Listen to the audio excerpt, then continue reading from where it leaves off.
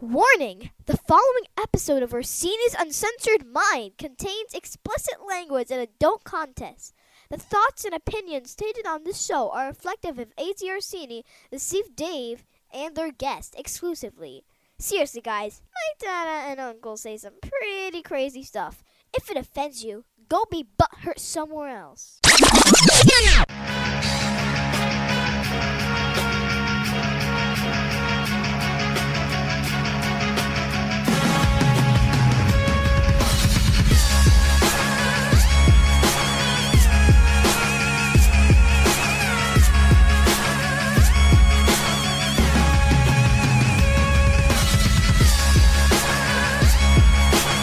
Welcome to Orsini's Uncensored Minds, and now your host, AJ Orsini with Dave.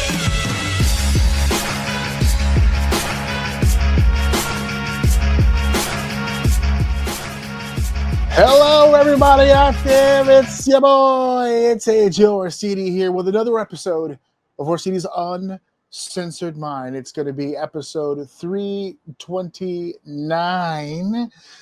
And I got an update for you guys.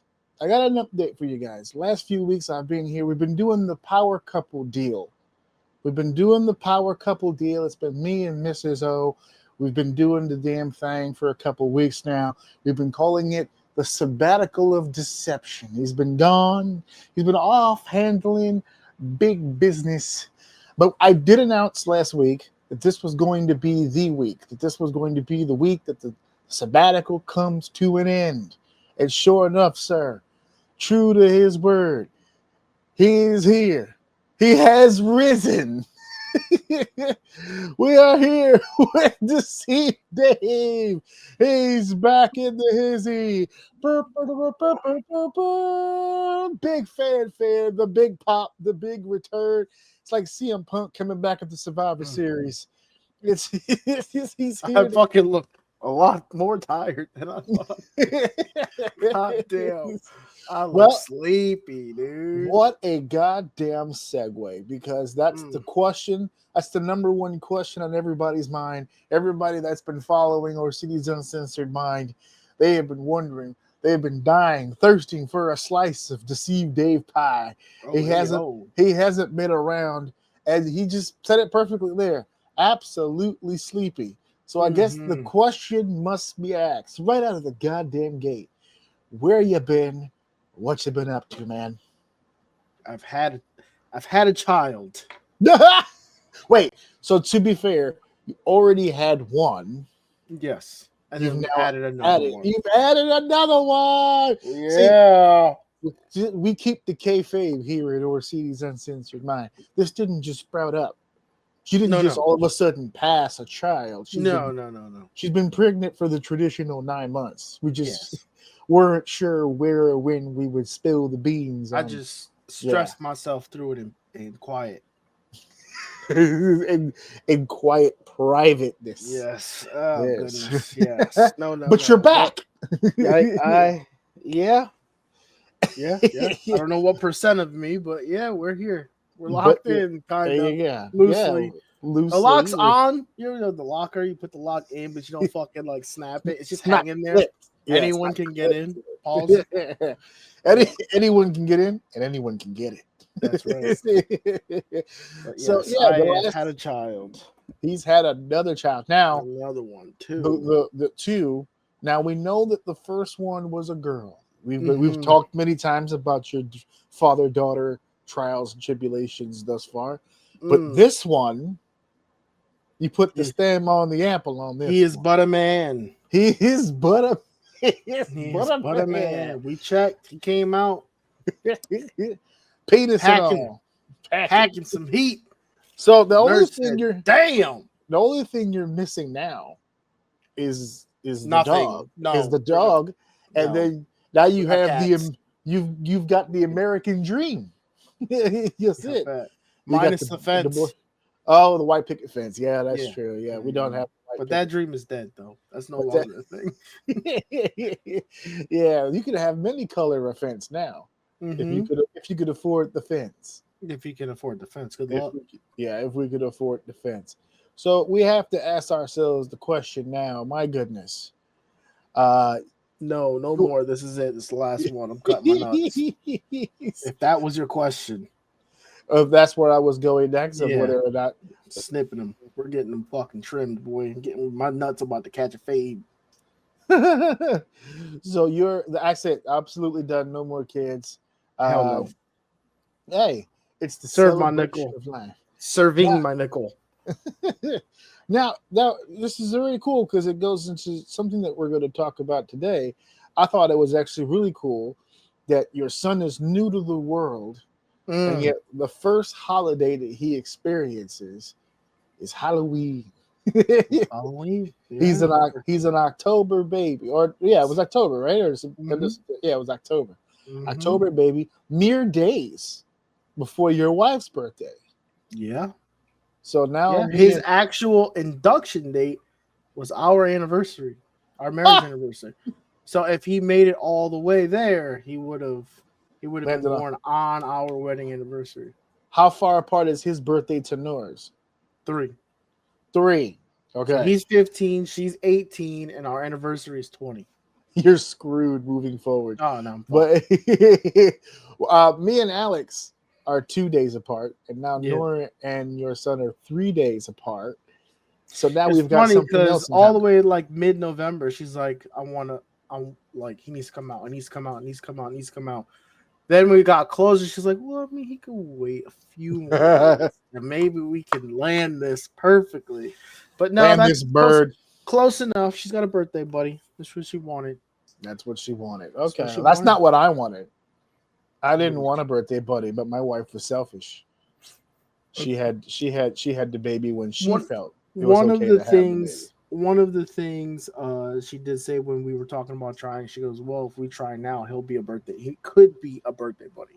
So that actually kind of worked out. So close enough. And that was as close as you guys are gonna get, because as you said, door is closed. It's a done deal. No. Okay.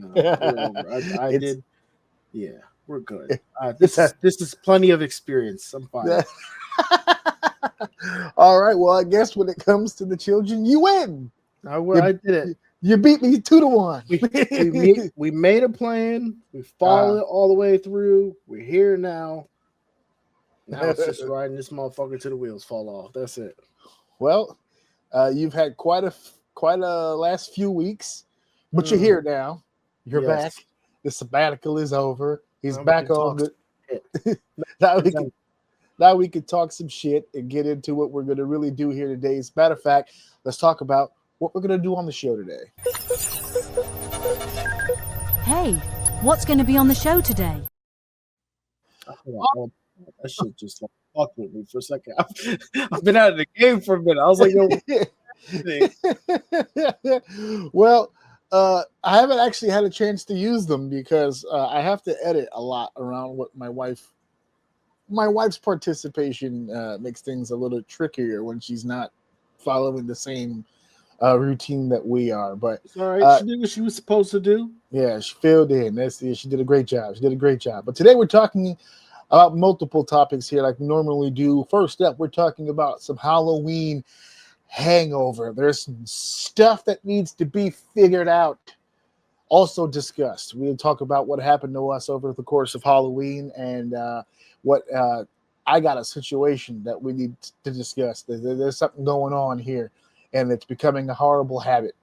And our segment after that, we're doing the return of the What the Fuck segment. And today's topic of What the Fuck is toilets. We're doing toilets. I'll explain more when we get there.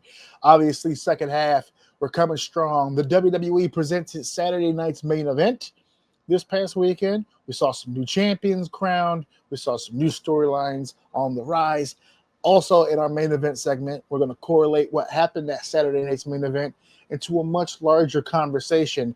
A lot of AEW talent wound up in the championship department in WWE, but tit for tat, there's a lot of WWE people who are in AEW making some moves as well. So we're going to talk talent exchange. We're going to talk the difference between the two, why some are experiencing more success than in the new place than they did in the other, and so on and so forth. We're going to answer some questions here today because there's been a lot of floating conversation. So that's what we're doing here tonight. That's what we're doing on episode 329, and I don't want to waste anybody's time. Dave's finally here. Let's get into it. Dave, it's time to start the show. Let's begin with segment 1. Segment 1 takes us to Halloween hangover, baby. We're going to recap Halloween. As you can see in the background, which is hilarious because the first thing Dave said when he came into the room here to have this conversation is, ooh, look at you with the Halloween shit. They didn't have the Halloween shit on StreamYard when we did the Halloween episode. I'm pissed. It would have been a tremendous look. So I didn't want to pass up the opportunity. So we got it on the show here today. God damn it. It's working out. But I'm going to show you guys also, because Dave didn't get a chance to see. He was busy. So I'm going to let you guys, send you guys a quick reminder. This was last week. There you go. Oh my Just a reminder. Gracious. We did the Warriors. We did the baseball game from the Warriors from the movie. That's what I did there. Got all made up. I had that makeup on for well over 2 hours, and by the end of it, I got into a bit of a panic. I'll go ahead and just reveal the whole story now. I'm not afraid to be judged. I'll get into it. But it's oil based. We got it shiny. Yeah, we got it from Spirit Halloween. So we put it on, and at first the oil base was a good thing. It was tough to come off, right? I was like, oh, okay. But then, like after 2 hours and change, when you're trying to get it off, it becomes a much different conversation to be had. If you notice, and a few people noticed it, that because I kept fidgeting with my hat, and because I'm wearing the hat, I didn't want to bring the makeup too high up because then the makeup get all over my hat. So if I lift my hat up, a good portion of my forehead doesn't have any makeup on it. It was kind of just above the eyebrow and then down. In an attempt to get the makeup off, I did all the antibacterial soap and all that stuff, and I rubbed it on my face like this. And I rubbed it without thinking. I rubbed it like a person who washes their face and hair. So I just kept moving everything around. So instead of getting the makeup off, I just made my whole head green like that. And I'm not going to lie. I'm not going to front. I start to panic a little bit. Panic starting to set in a little bit, because I had work the next day. And we did it, we recorded it, I think it was on a Wednesday, so the next day technically was Halloween, but I was completely green. My whole, down to my ears, I was starting to get nervous. So I panicked a little bit. And the regular soap, I tried shampoo, I tried hand soap, I couldn't get it off. I finally cracked, and I said, you know what, let's try something. And I went to the kitchen, I got that Dawn. If it worked for the duck. That's what I'm saying. Every time I see a Dawn commercial, they do the little drop and the whole sink gets clean from yeah. So I figure if I get a whole palm full, just really load up on the soap and just maneuver all the way around. And it took a few minutes, but it came off finally. The problem shout out to Dawn, man. Shout out to Dawn. I mean, we'll take a sponsor situation. But yeah, definitely. I'm going to show it again because this next part is kind of irritating. So I'm going to show the picture one more time, because if you notice on my left eye, I had the black ink, right? Just like the guy on the other picture, he's got the black ink. The green finally started coming off. I could not get the fucking black off of my eyelid for nothing. I almost tried to tear the eyelid off. I was just like, I'll get a new eyelid. Fuck it. This was messed up. But I couldn't get it off. So I was nervous. So the next day I noticed it was almost on like eyeliner. So I gave it one more go around with the Dawn in the morning and it finally came off. But I had to sleep with it. I got black oil paint on my pillowcase over there. So it was messy, but worth it because it's all over the YouTube channel now. That's funny. It is all over that stuff. Since you've been gone, our subscribers have jumped up. Our shorts, even though you were not doing the weekly show, most of our shorts most of our segments that were on the YouTube channel still contained you. So you didn't really, for those who didn't get that live fix, you were able to still go to YouTube, get you a little bit of AJ and Dave. A little hit. Little bit. Also, as a side note, we had a conversation last year when we did a Survivor Series live episode. It was me, you, and Joe Pombo. We did a Survivor Series. Remember when we did that tier list of which Survivor Series is either badass or just got all of it? So that got chopped up. So you guys are going to be seeing, in spirit of the upcoming Survivor Series pay-per-view or PLE or whatever, you guys are going to see a lot of those shorts where we talked about the Survivor Series. So that's going to be pretty heavy on the YouTube channel, as well as some of the stuff we do here tonight. But I got to ask you, bro, first holiday with the full fam now, with the two childrens. I saw the pictures. They were totes adorbs. I got my little princessa, which is nice. Yes. But I have a bone to pick. Pumpkin for the boy. Now, hold on a second. I'm not opposed to Pumpkin, and he was adorbs. But it's his first Halloween. That is not exactly a flattering outfit to wear when you're going through your baby fat stage. He looked more like a gourd than an actual like pumpkin. That's still a pumpkin, just a small pumpkin. That's all it is. That's all a gourd is. And he's not a svelte boy.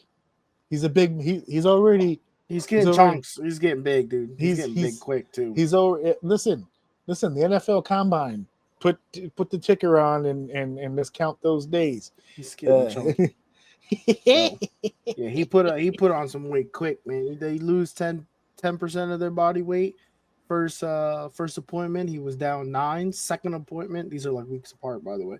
Second appointment, he was back up 9, so he was only down 1. And then the following appointment, he was up a pound. Doctor was like, "What the fuck are you feeding this guy? Holy shit!" That boy eats. He's getting big. Oh, he eats all right. He fucking eats. That boy eats. So technically, it was his first Halloween. But we didn't really like. It's not his first like conscious one, right? So like the outfit he had on right now was the pumpkin hat that he had on was Sammy's when she was the same exact age.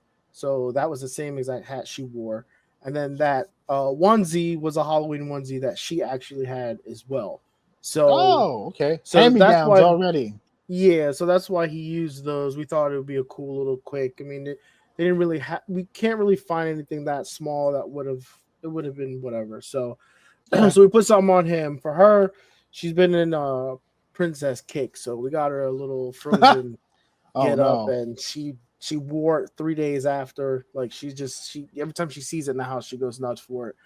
But yeah, that's what they did. The next one, that to us will be his first one.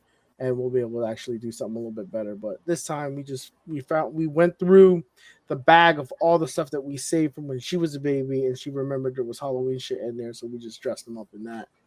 So that's what that little pumpkin thing was. We don't know if we all have pumpkin shit everywhere because of her. Because Sammy just fucking loves pumpkins. I don't know why. Pumpkins and her new shit is skeletons now. Oh, she's gonna be a Halloween chick. She is dude. She watches Halloween year round. Skeleton dance. 24/7. It's on the repeat. Unfortunately, yes. Unfortunately, mind you, it's like a 2.5 minute video. She watches it 30 times a day. I'm not exaggerating. Oh man, well that's a whole hour. It's close to it. Yeah. No, it's pretty accurate. Feels like an eternity. 30 times 2. I'm trying to do the basic math here, which is another problem. We're having a different type of problem over here. My son's getting higher in grades, so we're starting to see higher level math. So I'm like, look, listen, I took a remedial in college. I don't know if I'm going to be much help. Listen, I just got the credits I needed to pass. I'm starting to do that homework thing now. When he comes home with the homework and he goes, "Mom said check the homework." I'm like, all right, let's check this homework. Just give me a second. We're going to check this homework. And she goes, "Did you check his homework?" "Oh, I was just about to do it." "I'll do it." "I was just about to do it." Oh, man, that's crazy. I was really looking for it. It's okay. Yeah, no, it's fine. I just you look stretched like you and really everything. want to do it. Yeah, I don't want to disappoint you. I know what you said.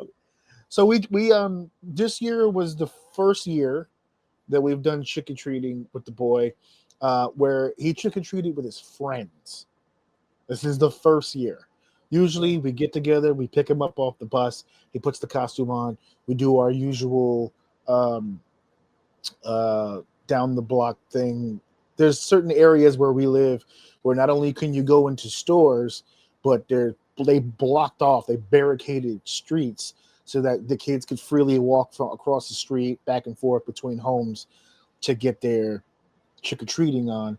So we normally pick him up, he puts his costume on, we do that, and then we just start heading back home. But this time, this dude gets off the bus with phone numbers on a sheet of paper. I'm like, what the hell is that? It's like, oh, I gotta call Dylan, I gotta call Leah, I gotta call Aaliyah, I gotta call this person. I'm like, what the hell's going on? He's setting up appointments. He said, no, we're gonna meet over on 70th and 5th, and then we're gonna walk this way. Yeah. Like he's filling us in on the plan. I'm driving, by the way. Like I'm his Uber to his play date. So we're like, oh, all right, cool, all right. I don't mind when he hangs out with his friends. I love when he hangs out with his friends. I don't like this idea that because my kid is playing with your kid that we have to do this. Like we don't need to do this. Like we can do this in silence. We don't need to. We don't need to talk. Drives my wife nuts because she doesn't like the silence. It's awkward. So my wife is an introvert, but the introvert becomes like a hindrance when we have the parent thing happen. She doesn't like the awkward silence, so she just continuously talks like the entire time, and I'm just sitting there on my phone. And then it makes sense because as the introvert, you don't understand that social aspect to it. Like to her, it's uncomfortable. Like to her, the idea of being around other people means you have to communicate. Where if you're someone who's been outside, it's okay to not say nothing. But she's not doing that because the other moms feel the same way. Every time all of the kids get together and then all of the parents get together, it's always the women that are just doing all the talking. One time we went to a birthday party and I shit you not, all the parents came, but all the moms were in the kitchen talking and all the dudes were in the living room and the fucking Nick game was on and nobody said a word. Perfect. And the women couldn't stand it. This is a milk the clock situation. Yeah, this is the saving grace. You should have seen the face of relief when all the guys got in the room and it was quiet. And then the guy who lives there, the father of the birthday kid, all of a sudden just started flipping channels to put on the Nick game because he wanted to watch the Nick game. And we all went, oh, thank God. Yes, let's all watch the Nick game. Who's number 25? I want 25 to do well. Let's see what we can do there. Yeah. Who got money? Y'all got money? And the women couldn't handle it. They kept coming over. Why is it so quiet in here? It's like, why is it so loud in there? Like, what is... Seriously, keep it down. Yeah. Why don't you have a drink in your hand and giving it to me? What is going on here? That's the only time the dad's area gets loud. Just when everybody starts drinking. Then all of a sudden, all the dudes, it's crazy. It's like, all right, man. We're having a good time. Time out, brother. Hold on a second. Jesus. I don't like drinking around them. They fuck up my buzz. It's too much energy. You're doing too much. You're bringing too much my way. Just relax. They got this whole thing because they're close. A lot of the parents knew each other before we got into the circle. It's one of those deals, right? So they're really close already. So it's like all my son's friends, they all fucking know each other. But so for this Halloween, to bring it back to Halloween, he's out there with like a few of his friends, and this is a weird feeling. I've yet to feel this. My son is tall now, and his friends are tall. They're fifth graders. They're getting tall. And I was sitting there with trick or treating. This is also the first year me and my wife didn't dress up with him. We're just in regular clothes. So we're walking with him, and he's trick or treating, and I'm looking at the kids trick or treating. I'm looking at my son. I'm looking at the trick or treaters. I'm looking at my son. I'm like, I think you're getting too tall for this shit. Like, I was starting to get that vibe. I'm like, I think you might be getting too old to be doing this shit. Now, he was quick to remind me with laser-like precision that he's only 10. I'm like, but that's fucked up. See, you're a dickhead because you know that's something he carries, like in his heart, is getting old. Yeah. Like I remember when we were walking around with Sammy and we walked past a park. That dude read the sign of the age, which nobody does, but he read the sign for the age, and I heard him go, "Oh, I'm too old for this park." I said, "God damn, dude, just go down the slide. It's not a big deal. Yeah, just go down the slide." So you're more a of a guideline than anything else. Tell him he's getting too old for this shit. I said, like, listen, you blasted his whole Halloween with that shit. Mid trick or treat. I'm like, I think you're getting too old for this shit. You a little too big for that, dude. Just letting you know. Oh, well, fuck it. Never mind, ma'am. Keep the candy. I just don't want to do this anymore. I think you might be getting too big for this shit, man. That's crazy. But that's crazy. He was quick to remind me because, and the funny thing is that as tall as he's getting, I think his friends were still taller than him. Because to me, as his father, he seems tall. But that's because I remember him when he was little. In comparison to his friends, he's still the short one. Because even like I very rarely. That's crazy because for 10, I feel like he's pretty tall. Agreed. And I don't know. You're talking to somebody who hit his height at like 15 and never grew again. So I don't know. I chaperoned one of his school field trips once, and I got to see him with the rest of his class. He's one of the shorter ones, and I was stunned because I was just like, he looks so tall. Every time I start kicking his ass, his legs are so goddamn long. You know, it's funny you say that too because I say that all the time with Sam. I'm like, dude, Sam is so fucking big. And then I see her next to people, and I'm like, she's small as fuck. No, but in the picture, she looks tall in the picture too. Really tall, but when you see her next to people her age, she's really tiny. She's really small. Like, fuck, dude. Yeah, I agree. Yeah. I agree. They look, you see them so damn small. And it's even crazier now with him. Because I'm holding him and I'm looking at her like, fuck, you used to be this size. If anything, she used to be like this. she was born slightly bigger than he was. He's smaller than her on birth by a couple pounds. But yeah. It's I definitely, especially when you have the little one. So now I have to ask you a question. This is not your first time trick-or-treating. It's just your first time trick-or-treating with your son. You've trick-or-treated with Sam before. Now, Sam is still younger. What do you do with the Halloween candy that she collects? What's your system? What's your process? I eat it. You eat all of it? It goes. You guys get through it? You're able to finish? Well, I mean, I guess, yeah. I mean, I don't remember anything lasting. Because here's a problem. And this year... It depends on how long you go. Like if you got a big bag and you fill it up, that might be tough. But I don't. Yeah, if you got like a lot, like half a pound of candy or whatever. I don't think we really be filling it up like that. He does go through some candy. Don't you worry about that. I don't even like candy, and I can eat it. I was just gonna say something like that. He can go through it. Not go through it. He gets a lot of candy. Every time I feel like it's half a pound easy of just straight fucking candy, and there's just this purple Halloween bag that he had gotten years ago that we're still using now. And it's been filled. Every Halloween it gets filled. And the crazy shit about Alex is that he doesn't eat candy like that. And I don't eat candy like that. And my wife doesn't eat candy like that. So every year we have the same issue. And that issue is that we get the Halloween candy, we bring it to the house, maybe for the first couple days we're picking at it or whatever, and then it sits there. And then it sits there, and it sits there. And before we know it, it's Halloween again, and the old shit is still in there. Oh, so that's crazy. Because we forget about it. So we dump it, right? We dump it. You say, you know what? We shouldn't eat that. It's been sitting there literally for a year. Get rid of it. So we get rid of it. Then he goes trick-or-treating, and then we end up with the same problem. This happened 3 Halloweens in a row, including this year's. We had to dump it out to do this one. I said, okay, so here's what we're going to do. We're going to have the candy here, and then as we get closer to Thanksgiving, whatever the fuck is in there, we're just going to get rid of because we don't eat it like that. It literally just sits there. just festering. Any of the good ones sit in there? No. I mean, like you got like box of dots and shit that you're not eating. Well, I mean, he's a big dots guy, so he'll eat the dots. But that's it. I don't like the dots. They stick on. They stick to my teeth a lot. The dots. They're very, very chewy, very, very gummy. I have issues with the dots. But like the Snickers, the Twix, they're gone. Skittles usually gone. Nerds usually gone. I feel like we went through this through the candy discussion. Yeah, but the classic ones still, you go through that.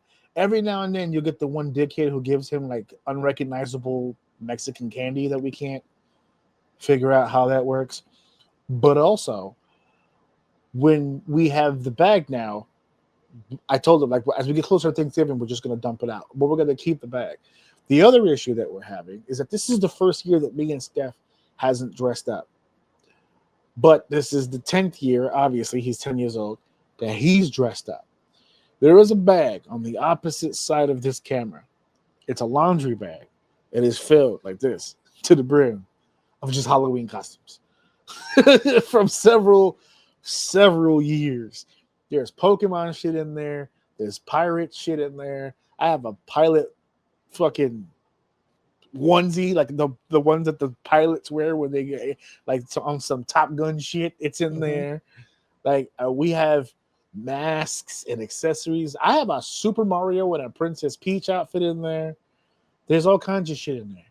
So I think what we should do is either discard, give away, because let's be real.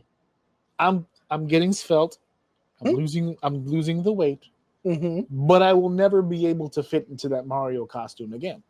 I had that Mario costume in 2005. There's no way. I'm never going to be 20 years ago AJ ever again. It's just not going to happen. So I don't know. I don't know what to do with that bag. I've had people tell me, oh, you should list it on eBay or something. I'm like, who's going to buy my used? Sounds like a lot of effort. I'd have been tossed that shit. I think that's where we're headed. To be honest with you, I think that's where we're headed. I think that's unless you're just keeping it for memories, which is also okay. But if not, if you ain't tied to it, throw that shit out. Throw that shit out. Just throw it in the trash, dude. I get into my phases where I'll look at something. I'm like, are you using this shit? Because if not, I'm throwing it the fuck out, dude. I hate stuff just lingering in the house for no reason.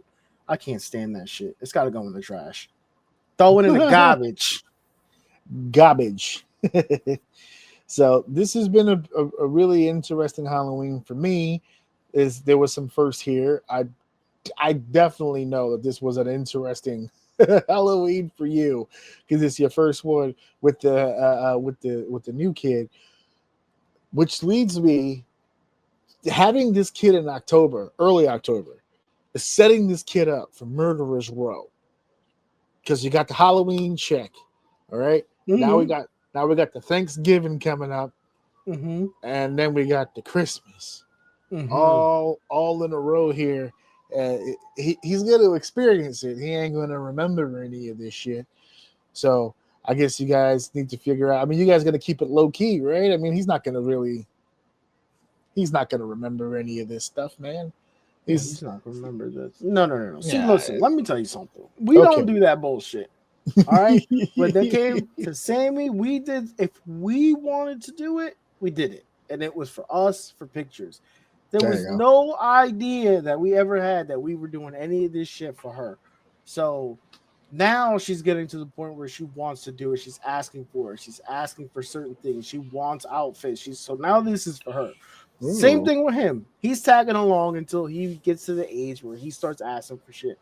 Then it's for him. So if we don't feel like doing something because of whatever, then we don't think about it twice. It has nothing to do with like, especially like birthdays and stuff too. Like the first birthday, sure. But like the second one, it's like, yeah, we'll do something. But it doesn't have to be fucking crazy. So first of all, she's not gonna remember second or third birthday, to be honest with you. The fourth one, I think she'll remember. Like her memory is like getting really good right now. And she's like looking forward to shit and she's asking for it. So Now we're getting to the point track of shit now. Yeah. Now's the point where I'm gonna have to start spending some money and figuring some stuff out. But he's gonna go down the same thing too. First one, we'll do something. Second one, yeah, we'll see. Third, same thing, and then from there, probably it's gonna be the same scenario where he's like asking for shit. So then we'll go from there. But how's she doing? Spending money on no bullshit. How's she doing with the big sister routine yet? She's the baby too. I'm the baby. Is that what she keeps saying? She dead ass walked up to me the other day. I had just taken, like, my poor wife just bludgeoned to death, man. She just nonstop for her. But I tried to take the baby from her just to give her a second to like sit on the couch and not have to worry about it. And I'm sitting at my desk with the baby. I had just finished sitting in her room. So I came, grabbed him, sat at my desk. She comes up to me, dead ass, pulls on me and goes, "Put the baby down." He said, "Put the baby down. Pick me up and give me a hug now." I said, "Dude, I just picked him up." She goes, "I don't care. Put him down. I don't and care. Give me a hug." So, all right. So then my wife looked at me. She was like, "Just give it to me." So I gave him back, and then she's like, "Hug me." And then I put her down. She goes, "Okay, now come with me." She grabbed my hand. She walked me into her room. She shut the door. She said, "Take a seat." That ass. I looked at her like, "Who taught you take a seat?" She said, "Take a seat." Play with my toys. You're walking into a misery situation right now. You're about to have some bricks by your ankles if you don't act right. Dude, I'm the baby. She's nice to him. She's nice to him. But I think I'm not to say that I didn't think it would bother her, but it's interesting to see that, like, the crying from the baby really felt like she does not like that shit. She does that. She's just like, she's like, "Daddy, come with me to the room." Bro, I don't want to be alone, but I don't want to be here right now. I need to get out in our bed her entire life. When that kid came here, she wants to sleep in her room. Oh, okay. Because she's like, "No, just come. I want to sleep in the pink fluffy bed. Let's go." And I have to go in there and sleep with her, and then she'll wake up in the middle of the night, and we'll go from there. But yeah, she doesn't like the crying. The crying fucks with her. She tries to be nice. She goes, "Oh, it's okay, Gio. It's fine. It's okay." And then after a while, she's like, "Fuck this." She just takes her iPad and she makes somebody come with her to the room. So she's adapting, but it'll take some time. She'll be all right. That's the other ironic part. You just said his name, Gio and Sam. Mm-hmm. Jesus Christ. Yep. Can't get away from it, can you? I can't get away from it. I can't shake it. Oh my God. All right. Well, I'll tell you what, I usually think people are bullshitting when they say stuff to you, but when I tell people his name, I don't know what it is. I don't know if you're a girl out there, you can confirm this, but I don't know something about that name Giovanni that these girls be popping for that. They're like, "Oh my God." That's something like, look, I can pick up vibes. I know when you bullshit me about a name that I chose, they be acting, "Oh, he's gonna be beating them off with two hands. I mean, he's gonna with a stick. Oh, don't put that on my head. God damn. Oh man, he's gonna be beating them off with a stick. There you go. Finish the phrase. You ever seen the meme of like a really cheery dude who's like really smiling like that? And the meme says, "Me just sitting here waiting for all the beautiful women my grandma said that I would get because I'm so handsome." I'm so handsome. You get so many girlfriends. He's like, "Oh, I can't wait for all these girlfriends I'm gonna get because of my handsomeness."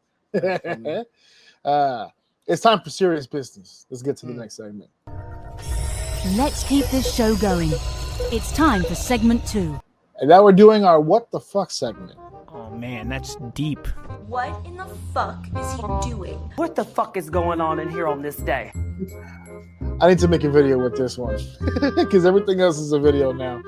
But yes, it is time for our What the Fuck segment. And as you can see here on the screen, toilets. They're so important. They're so important. I think, actually, I know, the toilet might be the most unappreciated asset in a home. Underappreciated. I think people think very little about toilets, and yet, have you ever tried going to somebody's house and their toilet doesn't work? Well, you know You know that overwhelming sense of nervousness that happens? It wasn't until that exact moment when you realize, do I have to shit? Oh, no, you have to shit. All of a sudden, now you gotta shit. Yeah, now you have to shit. There's two things that'll happen. One, either someone tells you that their toilet is messed up. Now you have to shit. Or two, you had to take a mild shit, and then you found out the toilet was broken, and now all of a sudden it's the biggest shit in your life, and you don't know what to do. That's it. That's how it happens. When I found out I think it was during the blackout. I want to say the blackout of 2003 when we lost power, and in New York, and there was an issue with because of the electricity being out. There was an issue with water pumping, and so the toilets weren't flushing. So there was I'll never forget. It was the first time I had heard this phrase. I know he didn't invent it, but it was the first time I had heard, if it's yellow, let it mellow. If it's brown, flush it down. Mm-hmm. But we couldn't flush. So he was the one that taught me. He said that the way that the pipes were set up in that particular building, I don't know if it's everywhere, but I know in that particular building that if you pushed water into the toilet, that it would take that receding water out. It would be like a reflex. It just pulls it out. Mm-hmm. So I've done it here in my apartment when we've lost water pressure, and it works like a charm still to this day.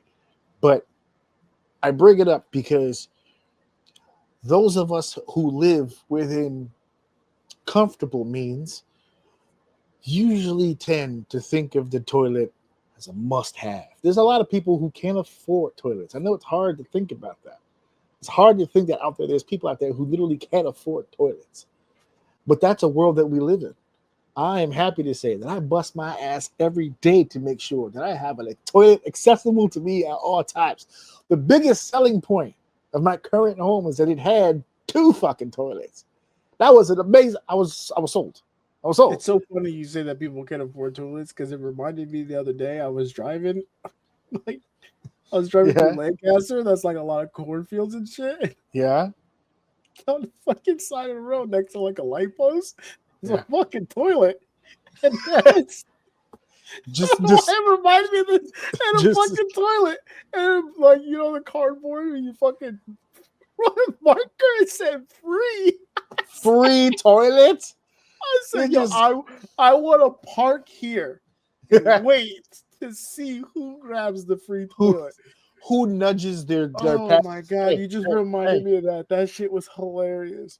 Free toilets. Free toilet. I had to have been 15 minutes of driving. We're like, someone should have wrote on the board, used ?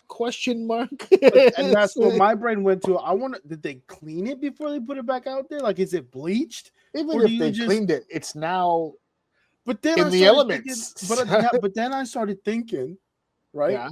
Like, what if I was driving to like a home improvement store to get a toilet and I saw that? I mean, it's pretty niche, but listen, pretty niche. I might stop and be like, yo, I still gotta buy the innards, but I'm saving myself like $80 or $100 if I just take this toilet. And then if you take it and you hook it up, how does it feel to shit on a free toilet that you found on the side of the road? Oh man, I tell you what. Even though if I really gotta shit, you gotta feel a little bit dirty every time you take a shit. I'm not gonna feel dirty until after. During. No, everything. Just in the house. When I'm in the bathroom, I feel dirty. I don't know. You just reminded me of that. That was fucking hilarious. My wife would shit a chicken if I was going to Home Depot for a toilet and I came back with some shit that I saw on the side of the road. She'd be like, are you serious right now? Where did you find that? That's why you gotta wait till it's all hooked up, clean looking. Like, hey, look, how much was it? That's the best part. You gotta sell it. They were giving it away. Part. Imagine they saw me and they went, you look like you need a toilet really bad. You look like you really need a toilet. I tell you what, I got one for you. I got one for you. Here's the best part. Here's the best part. What's the best part? Free. Completely free. I mean, how do you? No returns. How do you get mad at free? How does that happen? Why are we even still standing here? How was this not in your truck already? Even if the toilet didn't work out, like let's say it's something, it had a crack or something in it that made it not functional, not usable. You know what you do? Just throw it away. You know what you lose? Nothing. You know why? Free. It's free. On the side of the road. And where's it now? On the side of the road. That's it. On the side of the road. For the next person to figure out why it's free. I'll just put the sign back on it. Free. See if someone else comes fucking takes it. Someone else's problem now. That should remind me. That's funny. That ironically, that's what you chose. It thought about the toilet on the side of the road in Lancaster, Pennsylvania. But there are those out there. We call those people the 1%ers. They don't underappreciate their toilet situation. In fact, some might say they lavish in it. They spend the time and they curate the customness, the overall stylings, and the comfort levels of the perfect toilet. I mean, some people, and this is not an exaggeration, customize the seat and everything to the curvature of their specific bottoms. And some people get a little outlandish.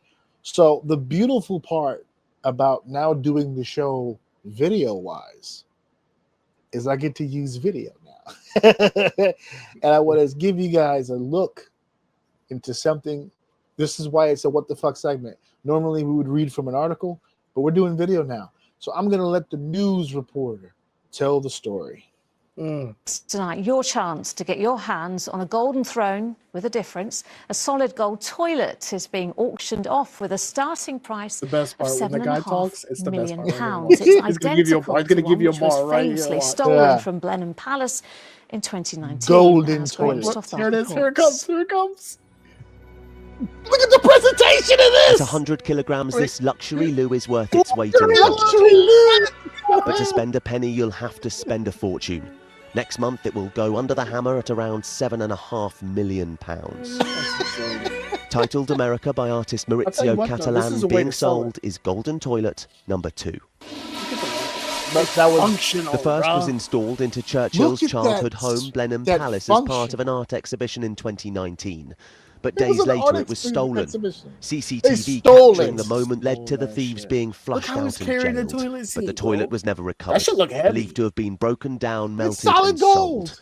A backstory which adds to the intrigue. He's carrying it with the angle where you use your body weight to help you. Will be somebody that wants to show off. You know, there's only one of these for sale, but it just comes with so much extraordinary history.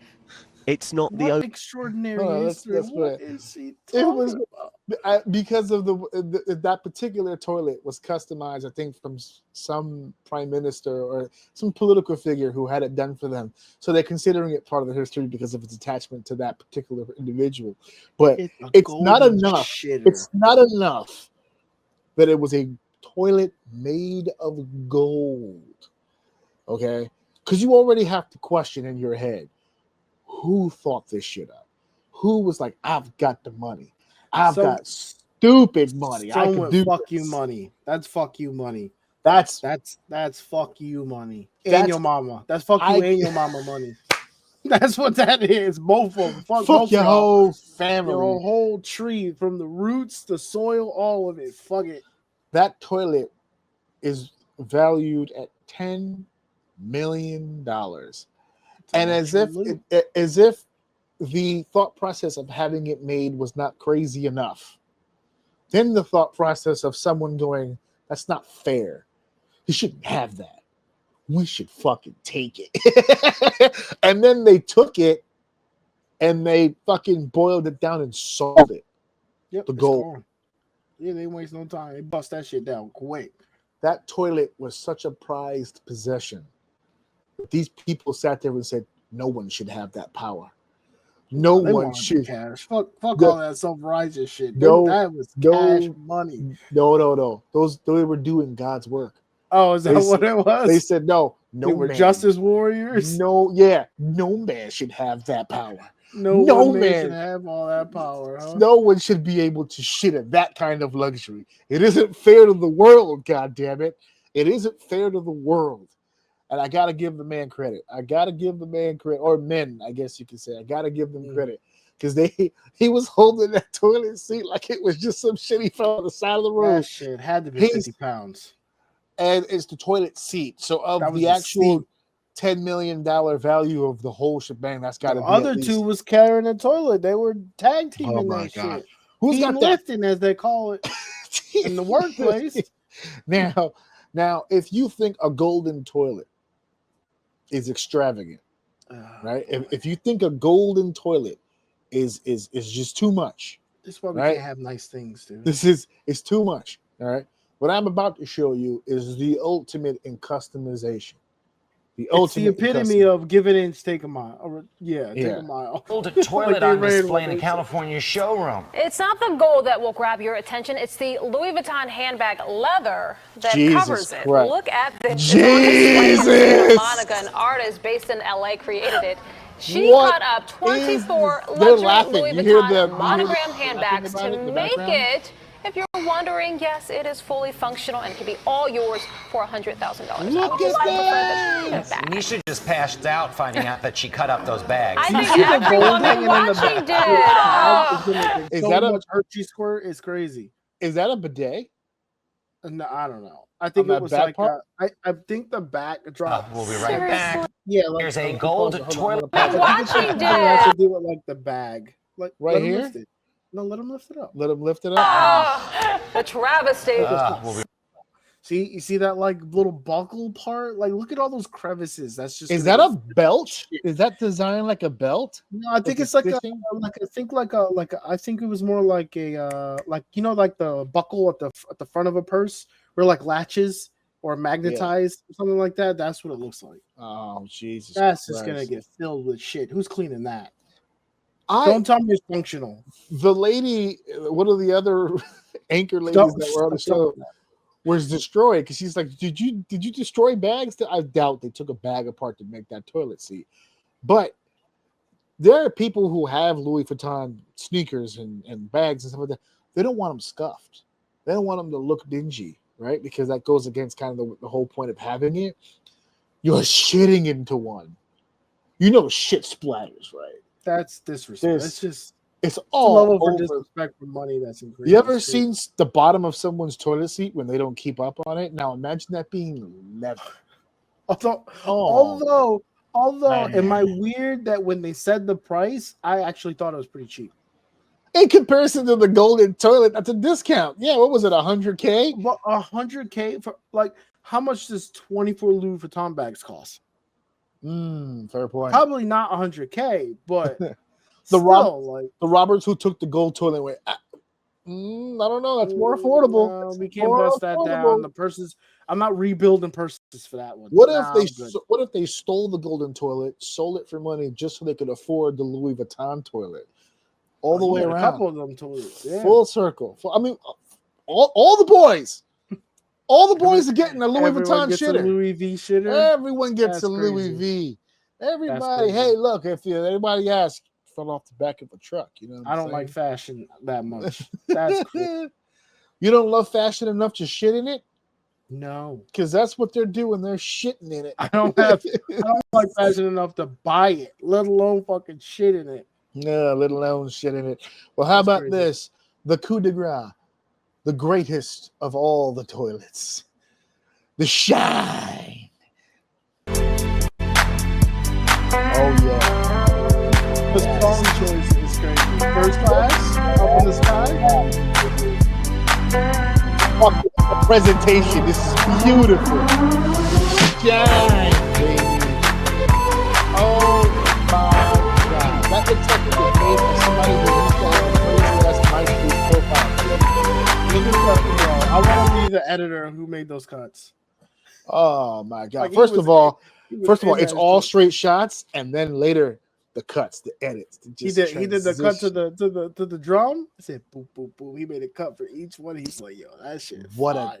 First of all, I'm not a big fan of the idea of bidets. Never been a fan of a bidet, but I want one so bad. A pristine looking toilet like that. Although I feel, Rob, that the toilet seat itself doesn't have diamonds on it. Well, I think if you really sit down and architecturally look at that, I don't know if you know what kind of patterns I'd have on my ass on a daily basis. I'm already getting toilets. Oh, yeah, of course it matters. I'm getting the rings on regular toilet seats now. I'm sitting on a diamond toilet seat. I'm gonna walk around ass naked so you can see the imprints. You see that? What happened to your ass? That's diamonds. So Jesus, put your ass in. Oh my God, what an ass! Fucking diamonds. Yeah. That's how rich I am. So. Those are just any imprints. Those are diamond imprints on my ass. On my ass. That's what I did. That's it. If I'm paying that much, I want the discomfort. I'm paying extra for the discomfort. Yeah, that's it. Wait, I didn't catch the price for that particular toilet. 100K is what it's showing. Was it 100K? Over 100. It varies. Which to me also custom. It's probably shitty diamond. Those aren't good diamonds. Those aren't really those aren't perfect cut diamonds. 100K? You know how many diamonds was on that thing? 100K. That was a lot. That's crazy. Yeah. The diamond was my favorite though. I'm not gonna hold you. We were looking at a zirconia toilet seat. That's what we was looking at. And if you have a diamond toilet, you have to have a spotlight in the bathroom, and you have to shit with the lights on. Oh, absolutely! It has to look like when you're shitting that the minute the feces leaves you, it descends. And it's got to be automatic. It's got to be automatic. It's got to be pressure sensitive. So you go in the bathroom, turn the light on, you do your thing, blah blah blah. You lift the lid up, and as soon as you sit your ass on the seat, the lights dim, and the spotlight hits you. You see the fucking all over. Oh, dude, I want that. Now, see, I'm gonna save up some money. I'm gonna start saving. I'm gonna save up some money. Yeah, I don't know if that's. Actually, I gotta go fund me for a diamond shitter if anybody's interested. There it is. The GoFundMe will be for the shitter. I will be the only one with access to the shitter, but it will be much appreciated. You'll all get handwritten thank you notes. Each and every one of you. Just imagine that preview you just saw of the toilet, but me sitting on it. That's what you will get as a thank you. Yeah, I'll have it. Ooh, we can get little index card size paintings, oil paintings of me on the shitter. Oil? With the oil painting. Again, I'm rich. I'm better than pastels. We can get some oils working in there. I'll get the thank you in cursive, and it'll just be like this: me on my phone on the toilet, like this. That's it. Yep. And thank you, and like the Looney Tunes. That's all, folks. Font. It's just this. Thank you. That's it. It'll be done. Yes. So don't underappreciate your toilets. Appreciate them. I don't appreciate your toilets because in no bullshit they deal with your shit all day. The least you can do is give them a little goddamn respect. All right, so we're gonna take a quick minute for a quick commercial. We're coming back with segment 3. This is your boy AJ Orsini here to remind you guys that if you took the time right now to look around your home, look in the kitchen, the bathroom, the bedroom, the living room, all of the areas within your home, if you look around, I can promise you, you do not have enough OUM merch in your house. This is scientifically proven. I know for a fact you do not have enough. Even if you're listening to this and you already have a few, you do not have enough. But that's okay. We can solve that problem very simply. All you need to do is head over to ajoum.com. That is it. It is ajoum.com. And you can get yourself some AJ Orsini Deceive Dave Orsini's Uncensored Mind merch. We've got t-shirts. We've got socks and pants and sweaters. We've got decor for the home. You want some sheets for your bed with AJ Orsini? We got them. You want some to cover up your windows? We got them. You want some dishware? We've got them. Head over to ajoum.com for more merch goodness. Hey, what's going to be on the show today? So we are going to steer into our wrestling portion of the show and talk about Saturday night's main event. Now, Saturday night's main event took place in Salt Lake City, Utah. And I'm going to open up this conversation by saying that I was very, very shocked right at the gun. Right at the gun, my mouth wide open. Because I've never been to Salt Lake City. I have flown over Salt Lake City, but I've never been to Salt Lake City. So Raw does the signature where there's a thing in the beginning, then, now, forever, whatever the fuck. When the signature is over, it pans to the building. We are here live in Salt Lake City, Utah, and blah, blah, blah, blah. I'm like, oh, they're in Salt Lake City. That's cool. And they showed a shot of the building. And I did not know that outside of the arena, Salt Lake City, Utah, is a statue of John Stockton. I did not know that. Perfect sense. I didn't know it existed, though. I didn't know that they had a statue in the front of the building with John Stockton. But I will say this. If there's anybody who deserves a statue in front of that building, it's John motherfucking Stockton. Give the man his flowers. The all-time assist leader. Most games played. I think he still holds the record, most consecutive 82-game seasons in a row. The boy, I think he went 19 years in the NBA. He missed 5 games total. The only load management he experienced is whatever his wife was in the mood to give him. That's it. That's all that it was. The boy was signed an NBA contract, and he played in the game. Now, if there's another guy there who I would have thought maybe might be some consideration, it'd be the mailman, but some recent information came out about the boy, so I don't particularly think that that's going to be happening anytime soon. But that's fine. If the only one that gets one is John Stockton, I'll fucking take it. He was the man. He was a scary, scary white boy. Him and Jeff Hornacek, the double white boy backcourt, was no bullshit. Stockton, Hornacek, Splash Bros before Splash Bros was a thing. Shooting that corny-ass white boy AYMCA form from 3, but was daggers. Lights out. Back-to-back NBA final appearances. Old Horny and Stocky heading over to the NBA, baby. Hornacek and Stockton, baby. All the way. Fair. If there was ever going to be a team with multiple white boys in it, Utah was the perfect place to have that shit happen. There you go. So we go into the building here. It's Saturday night's main event. And we start off. Now, I'm not going to do the dark match. I don't even know why they had a dark match. We start off with the undisputed WWE Championship. Cody Rhodes and Drew McIntyre. And my wife said, it's a weird way to start. I said, well, they probably said, let's just get our worst match out of the way first. You know, let's just get to the last show you did do with me, WrestlePalooza. What did we say about that main event? It was the chemistry. Me, I remember saying their chemistry just wasn't. I was questioning Drew at this point. And guess what? We got to see it exactly again. It was better. I'm not saying it was good, tighter, but it was better. It was cleaner. It was tighter. I don't like these two together. I didn't like the play. I didn't like the play around the disqualification. Oh, because of the whole. I think it was. Yeah, it was just too much of a focus. Like they kept forcing the countdown thing, and it was. But other than that, it was fine. They were playing up the idea that he could lose the championship on the storyline, but to me, that was a stipulation that they felt that they needed because of what we discussed the last time we talked about this match, which was the chemistry is just not there between them. I don't like these two together. I just don't. I'm not a huge fan of them together.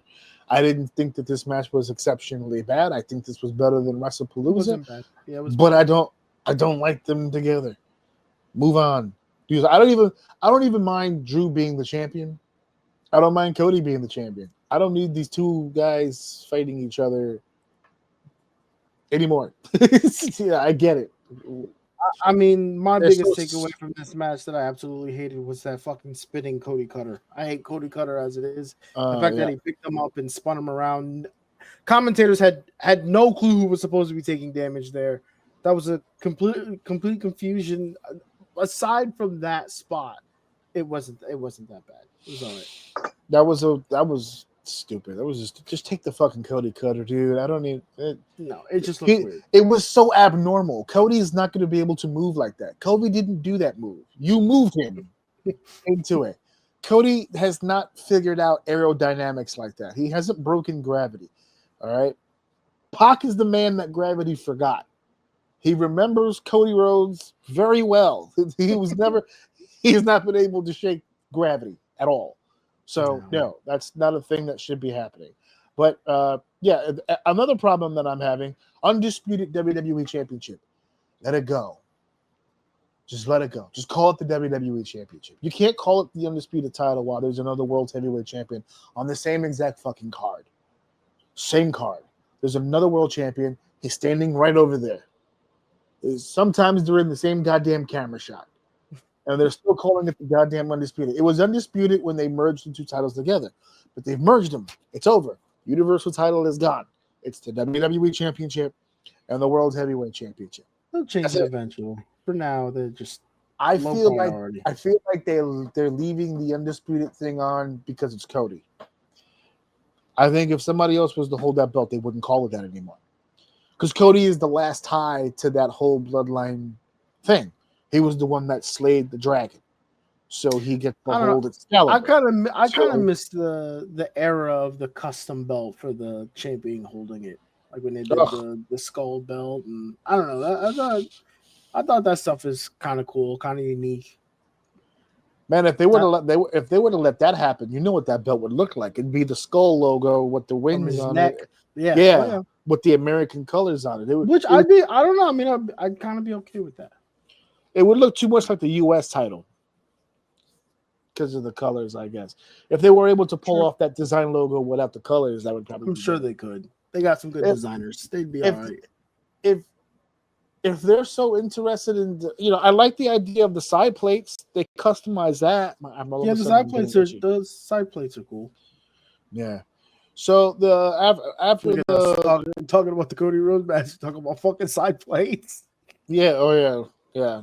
I think that actually, now that I think about it, isn't his tattoo logo on the side plates? Isn't that the side plates to the WWE Championship? Yeah. All right, so maybe it's fine where it is then, I guess. Yeah, to have that big ass, I wouldn't want him to lose the title to something. Like, let's say he lost to Drew here, and then they ring the bell and he holds up the belt as the new champion. It's the fucking Cody Rhodes logo on the fucking side of the thing.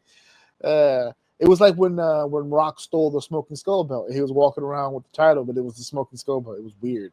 Yeah, but that's like more disrespect, though. No, 100%.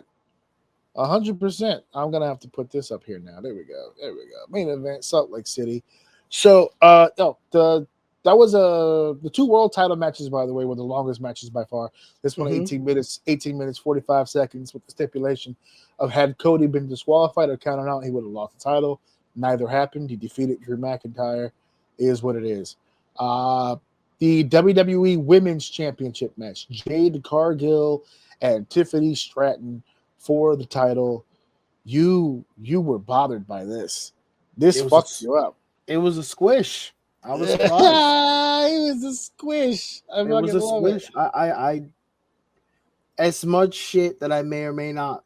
I don't think I'm talking shit, but as much shit as I may or may not be talking about Tiffany, I think it's weird to squish her the way that they did, and to do that for Jade, I think is kind of crazy. Like this, like I get the angle, I get it because she's supposed to be this big and strong person, but I don't know. I think this was just very weird. Like I feel like this could really hurt Tiffany more than they intend it to be. You know what? In all fairness, it possibly could, but I think this was, in all honesty, I think they figured it out. Because they've had her now 2 years, 3 years almost. How long has she been with Oh, let's do this again. She's had 2 manias, hasn't she? Yeah, because she never went to NXT. When did Jade Cargill debut with WWE? She debuted in hurry up. September of 2023. So that's 2 years now. 2 years they've had her. They've put her in tag team situations. They've made her baby faces. They put her in. They had a small little group for a while when it was Bianca, Jade, and Naomi together. They've hid as much of her as they have possibly could. They have trained her for as long as they possibly could have. Maybe they just figured it out. Because two things popped into my mind when I was watching this match, and it was right along how you felt about it. When I saw the way she was beating on Tiffany, the way she was doing it, as dominant as she was doing it, I thought to myself, maybe that injury angle they ran on Friday before the match was a shoot. Not that that particular angle injured her foot, but maybe she does have an actual injury that they're writing her off of, and there wasn't a whole lot she could do. That's what I don't know for sure. It's just I'm trying to thinking of ways of making this make sense. Because the other thing that I think it could be, and this is the worst of the two, is that maybe they just figured Jade out. Jade is Goldberg. Let's make her Goldberg.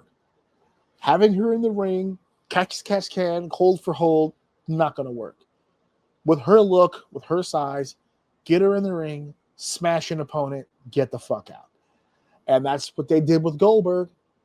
And it worked for that. And the way that she looks, the way that she carries herself, she could pull that off. I think it stunned people that she did it to Tiff. I think it stunned people she did it for the title. I think if she had, let's leave Saturday night's main event out of this for a minute. If they had saved Tiff and Jade for Survivor Series, right? 3 weeks from now. They would have spent last week and the next 3 weeks, 4 consecutive weeks, with this newfound Jade attitude. And every week on SmackDown, she just absolutely obliterated 4 people in a row. Just smashed them, smash mouth. Come in, do the whole entrance, ring the bell, fucking murder them. 1, 2, 3. And then the next week, again, big entrance, fuck them up. And keep doing that. By the time she got the Survivor Series, I don't think it would have shocked a lot of people that she ran through Tiff. Because the shock value comes in that she beat Tiff. But if that momentum continues, she gets the Survivor Series, smash, moves on. And now every match after that, she's just smash, move on, smash, move on, smash, move on. That, I think, is what AEW wanted to do because they tried to mimic the streak. She was the one who had the streak in AEW. I think she was like 49, 50 or some shit, They were doing a whole Goldberg thing. The problem is those weren't dominant matches. She was trying to wrestle in those matches. This is the opposite of that. This is them saying, you know what? We've been trying to teach you how to wrestle. We've been trying to teach you how to get in there and work and do all this other stuff. It's not your strength. So here's what we're going to do. I love the look. I love the promo. Let's just start smashing people over. But I want them to start bringing in Evolve talent, start bringing in low-level NXT talent. I want Jade to feed the beast. Let her beat women. I would let her beat women one-on-one when she gets bored with that. Bring in a no-name tag team that she can just beat up 2-on-1, smash them over, do the Roman Reigns. Bomb one, bomb the other, put that one bitch on the other bitch, put them both. 1, 2, 3. She's a dominant champion. Boom, boom, boom. And build that to WrestleMania so that she could eventually clash with the one person who can't stop her, which is Bianca Belair. We get all the way there. And even if you don't want to put Bianca over, if you want to keep the momentum going based on how successful that run would be, I feel like that is a stronger position for Jade. We keep criticizing her wrestling ability. Fair. So don't have her wrestle. Have her be a monster. Have her be a beast. And have her be, this is a bad analogy. Someone said it on the internet, and I can't find a better one, but the Lesnar of the division. Have everybody just bounce off her. Look at everybody in that division and then look at her. She looks like a goddamn brick house. She looks like a fucking monster. So have her got that look. Have her behave like a monster. Have her go out there and just fucking maim. Yes, it's shocking that it happened on the first match, because this is the first match since the heel thing.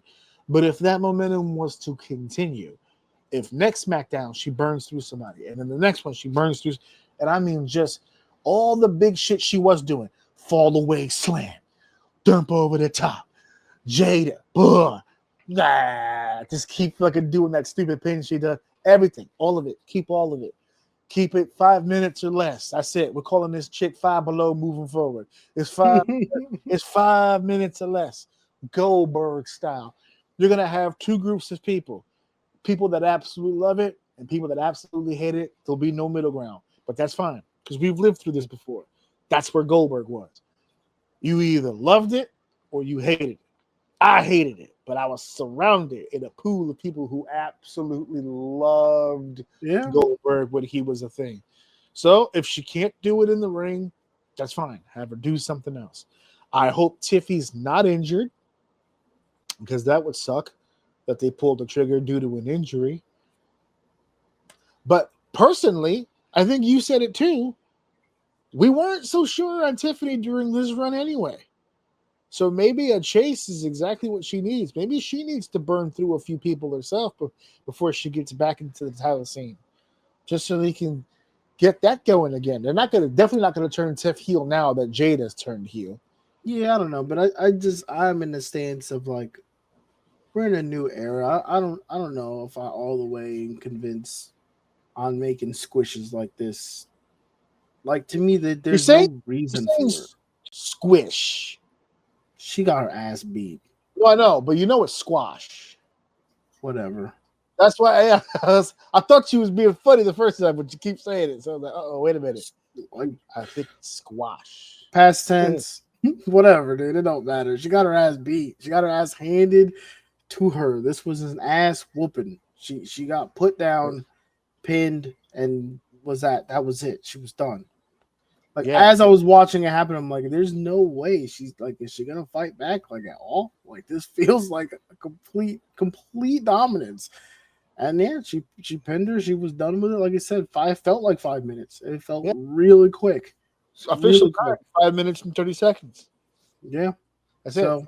I mean, hey, listen, we're calling her Five Below, 5 minutes or less, baby. She's in, she's out. I'm not saying that this was bad. I hope that's not the way that it's coming off. I'm not saying it's bad or it's good, because I actually kind of sat with some of this stuff and I thought about it, and I'll make mention to it when we get to our main event a little bit, what I'm talking about. But yeah, I'm gonna keep an open mind, see what they do. Let's see what they do with it. I mean, if they got an idea and they want to build her in a different way, fuck it, let's go. Yeah. Let's keep trying everything we can right now. Something different. Mix it up. Her one weakness is her abilities in the ring. So limit that.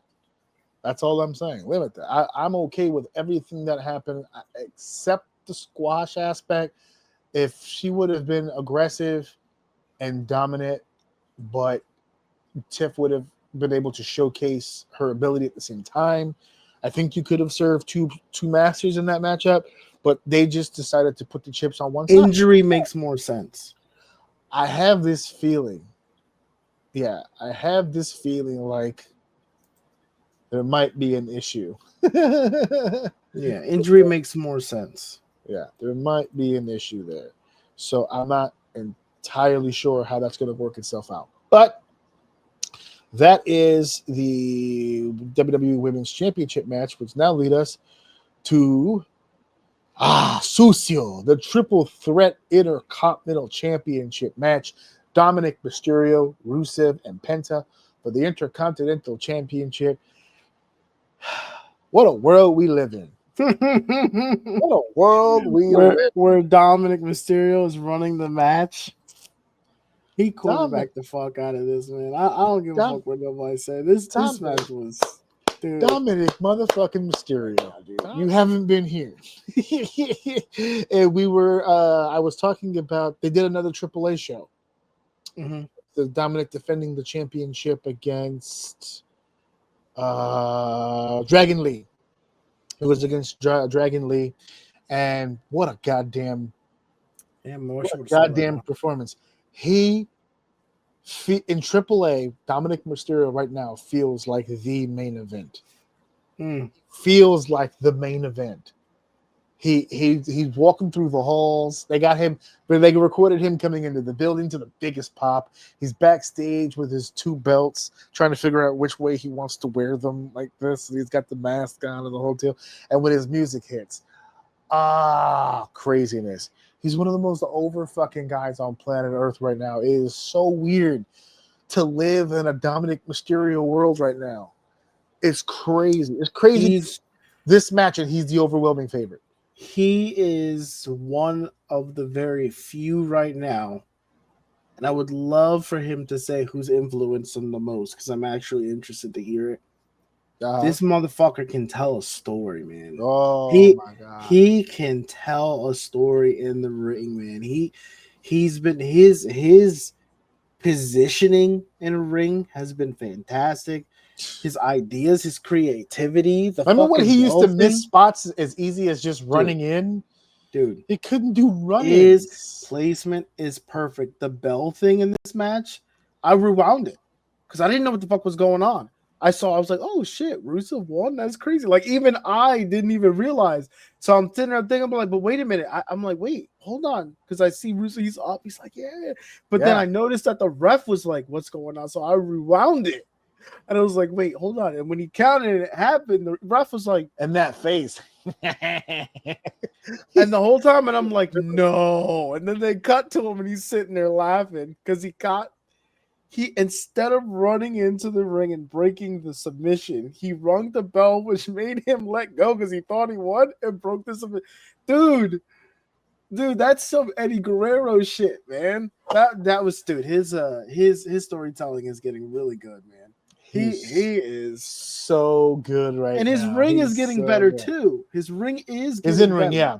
It's not top tier, but his in-ring is getting good, but it's his storytelling that's like taking over. Honestly, and before she went out, Liv was kind of doing the same thing. Him and Liv were both I don't know, maybe if they started like to inspire each other, whatever. I was gonna say they started clicking around the same time. Yeah. But Liv started wrestling better. I'll give her that. She has been in the right place, wrestling a little bit better, less botches and stuff like that. But it was her pissing people off that was really selling those two, especially when they were together. So yeah, they're I still mark my words, when she comes back, wherever building she comes in, it's gonna fucking explode. But to stay on Dominic right now, yeah, dude, he's so good. He's so fun to watch right now, which is, god damn, if we could pull up one of our old pods, man, that was not the vibe. This dude, sink or swim, man. He's fucking swimming to the top. All of the points, if I can remember correctly, all of the points that we had tried to make about Dominic, if you think about it, in a weird way, all came true. I think your biggest point was him getting away from Ray, which worked out well for him. The moment he separated, he started to blossom. It was a weird transition into Judgment Day, but he grew into it.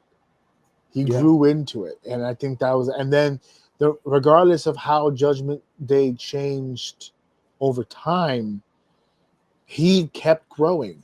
They lost Damian Priest, they lost Rhea Ripley, they lost Carlito, they gained JD, they gained Roxanne, they gained Raquel, they gained Liv at one point. Yeah. So like there's been all these moving parts, and yet Dom and Finn Balor from it's funny because I know they kind of play on this a little bit. It's funny how the big wigs moved out, which is kind of a little disrespectful to say to Finn because he's kind of, I think he's been around longer than both of them. He was the big wig. He was the biggest of the wigs. He fell behind the other two. He did. The other two left, and you would think it's Finn who's the big dick in town, and it's not the case. And they kind of play on that a little bit, where like Finn is trying to take the lead role, but like Ray's kind of like the backbone of everything that's going on.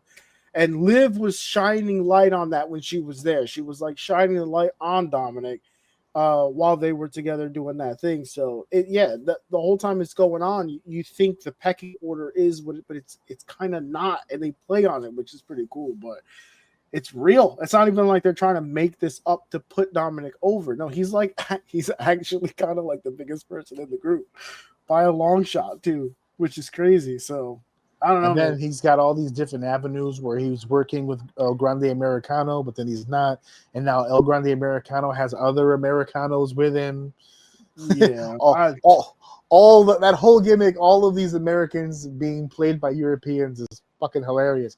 But then you go to AAA, and El Grande Americano was the biggest babyface in AAA, and it's fucking hilarious. Ludwig Kaiser is in Mexico speaking in Spanish to Mexicans, and they love it. And they love it. This is a mid card we can get behind, man. This is what, and again, I'll point this out later. I don't want to drill into it right now, but this is the type of shit we were asking for. This is the kind of focus. This is the kind of detail. This is the kind of growth. This is the kind of this is the thing we needed in that middle card to kind of like bolster everybody up and bring meaning to that mid card. So seeing Penta in any is amazing. I was gonna say, Penta's growth has been amazing. Rusev's return to WWE has been fruitful for him. Mm-hmm. So it just seems to be clicking right now. This particular match was okay, but the growth is, you can see it starting to build. This felt like a WWE video game match. Like, I know that sounds silly, but it really does. I felt like I was playing the game. You know what I mean? You got Dominic and Penta and Rusev in a mid card match. I know that sounds weird, but it just gave me that memory, that vibe of just kind of like random booking, right? Like you put together some of your favorite stars. Like there was really nothing GM mode. crazy. This is like GM That's mode. the vibe I got from it. It was good though. So it was a great match, man. It's good I liked it. It was fun. It was exactly. Did you see Rusev scaring the kids? Did you see that part? It was going viral when there's there's a part where Rusev is on the outside, and I think it's Penta. He throws into the barricade, and he's on the barricade, and the kid, I guess, touches his arm or whatever, and the kid touches his arm and he goes, "Don't touch me!" And he goes, "Ah!" He screams. I just YouTubed it now. I can't play it because it's WWE, but when you get a chance, just put Rusev scares kid, and it's right there. It scares the shit out of the kid. He screams. My wife could not stop laughing. That little he laughed after, but in the moment, he filled his britches. For real. So it was a really cool thing to watch. But yeah, all three of these guys, it's not quite there yet, but it's getting there. You can see it. It's building. It's turning into something really, really good. And that takes us to our main event. Our main event for the evening is CM Punk, Jey Uso, for the WWE World Heavyweight Championship in the main event to claim who will claim the vacant title. It was the obvious choice. Everybody kind of knew where this was headed. I knew once they said it in the ring, like his gear and shit. Like the moment they pointed out his gear, I was like, okay, well, I know where this is ending. It's fine. You didn't have to tell me. Did I miss that? Did they explain why he was in his practice gear? In the very beginning, when he took off whatever the fuck he had on when he was walking, he had this short, had his gear on. They mentioned that the gear he was wearing was the colors or whatever the fuck he said was representation of his UFC training, like when he was in UFC. Oh, you're talking about Punk. Yeah, oh, and they made mention talking about Jey. All right. No, they made mention to. Okay, well then you got to explain. When they mentioned that his trainer had died, when they said that, I go, okay, I know he's going over. Like they wouldn't put that much on that dedicated, all that. I was like, all right, I know where this is heading. Let's see how we get there then. Yeah, let's see how we get there.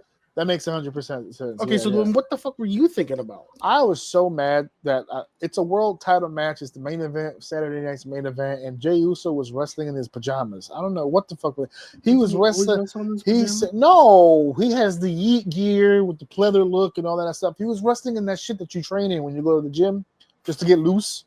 And you just put on some sweatpants, sweat shorts, and a tank top, and he's just doing some rolls and running some ropes, trying to stay loose. He wore that shit for a world title match. I was like, oh, I know this dude's not winning. I know this dude's not winning. He didn't come dressed to do. Yeah, he didn't come over here to do shit. Nothing. So yeah, I don't. Absolutely so what did you think not. Of it? It was not the best match, not the best showing.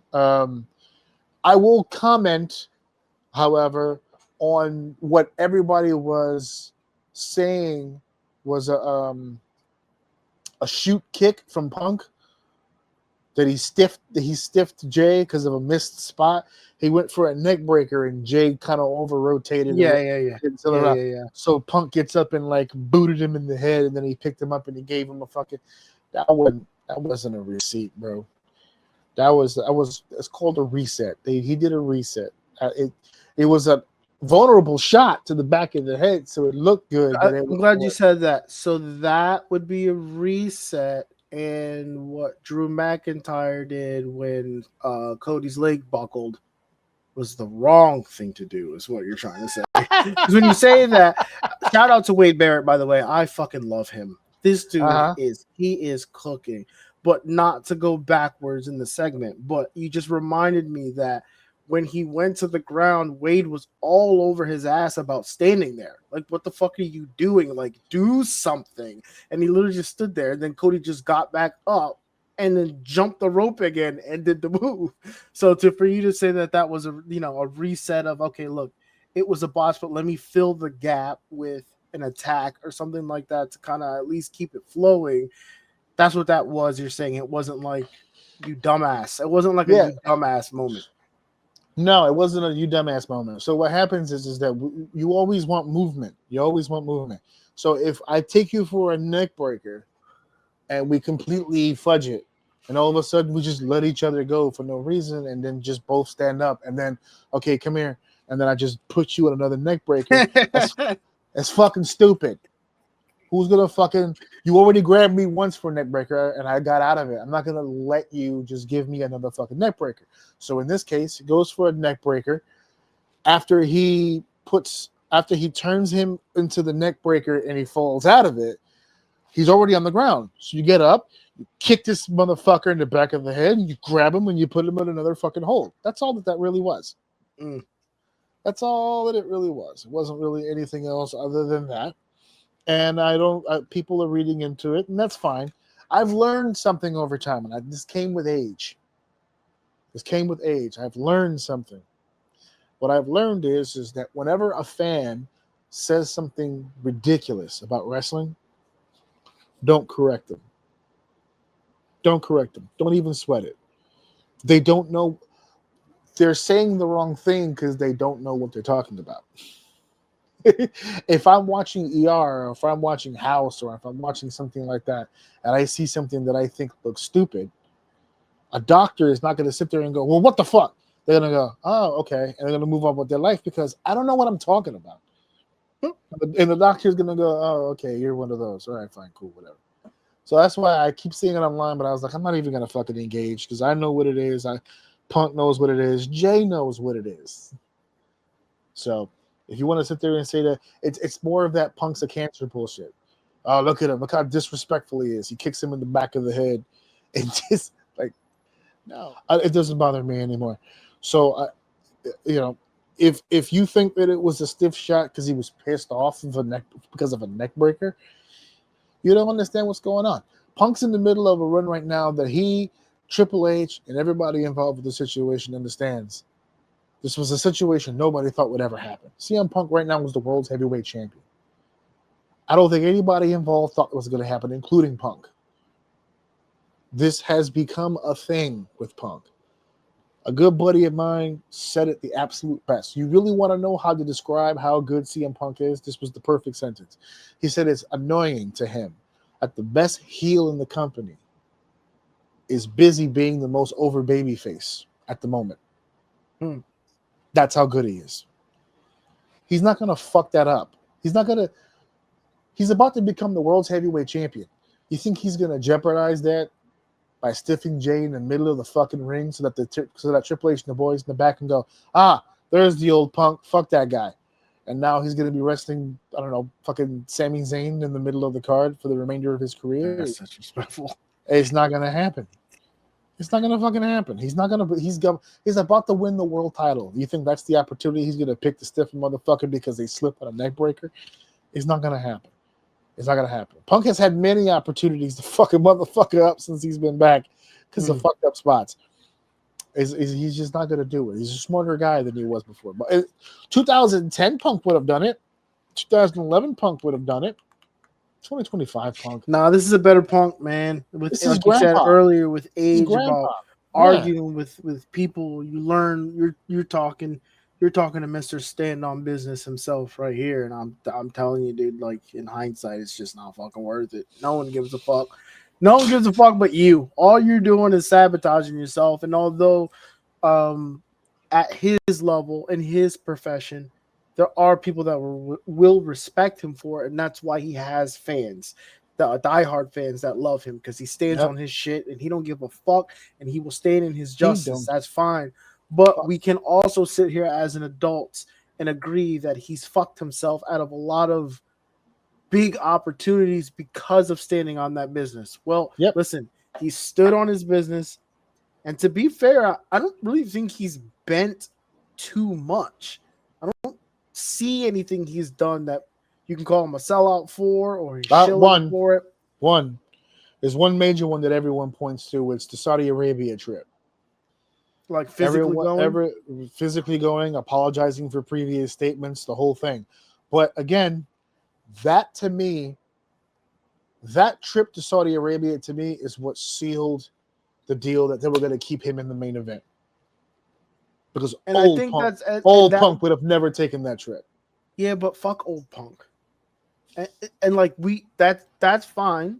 But today, I like hearing that. Because as much as you want to call him a shill or a sellout or whatever it is, to understand the type of person that he is, to do that takes a lot more than anyone could ever fucking do. Like, if you don't think he doesn't still believe his shit or whatever he said, but to be able to like man up and do what's better for him and the company, that shit is way harder than standing on business. And I keep trying to explain to people, any other scenario other than the one that was played during that trip, I don't think he goes to Saudi Arabia. This was the farewell tour for John Cena. They have it mapped out a certain way. Was everything concrete? No. But Punk wanted that Cena match. Punk wanted to say, I got John Cena one time before he fucking left. And it just worked out on the schedule that if you really want to get him, you're probably going to have to do it at Saudi Arabia, Night of Champions. And in order for him to get that, he's going to have to parade through a wall of shit. He's got to eat crow. That granted, he set that up. Those were his comments that he made. No one made him tweet that shit. That was him. So he had to, if he wants the match, he's got to suck all the rest of that shit up, and he did. He did. That shit takes more than to just, I'm telling you, that shit is harder on him than anyone thinks it is. Dude. Now imagine a world where someone out there right now is watching wrestling and they're thinking in their head that he sold out, he ate all that shit just so he can get a match with John Cena, to not win the title, by the way, but just to have the match with John in Saudi Arabia. But he'll turn around and ruin everything by kicking Jey Uso in the back of the head.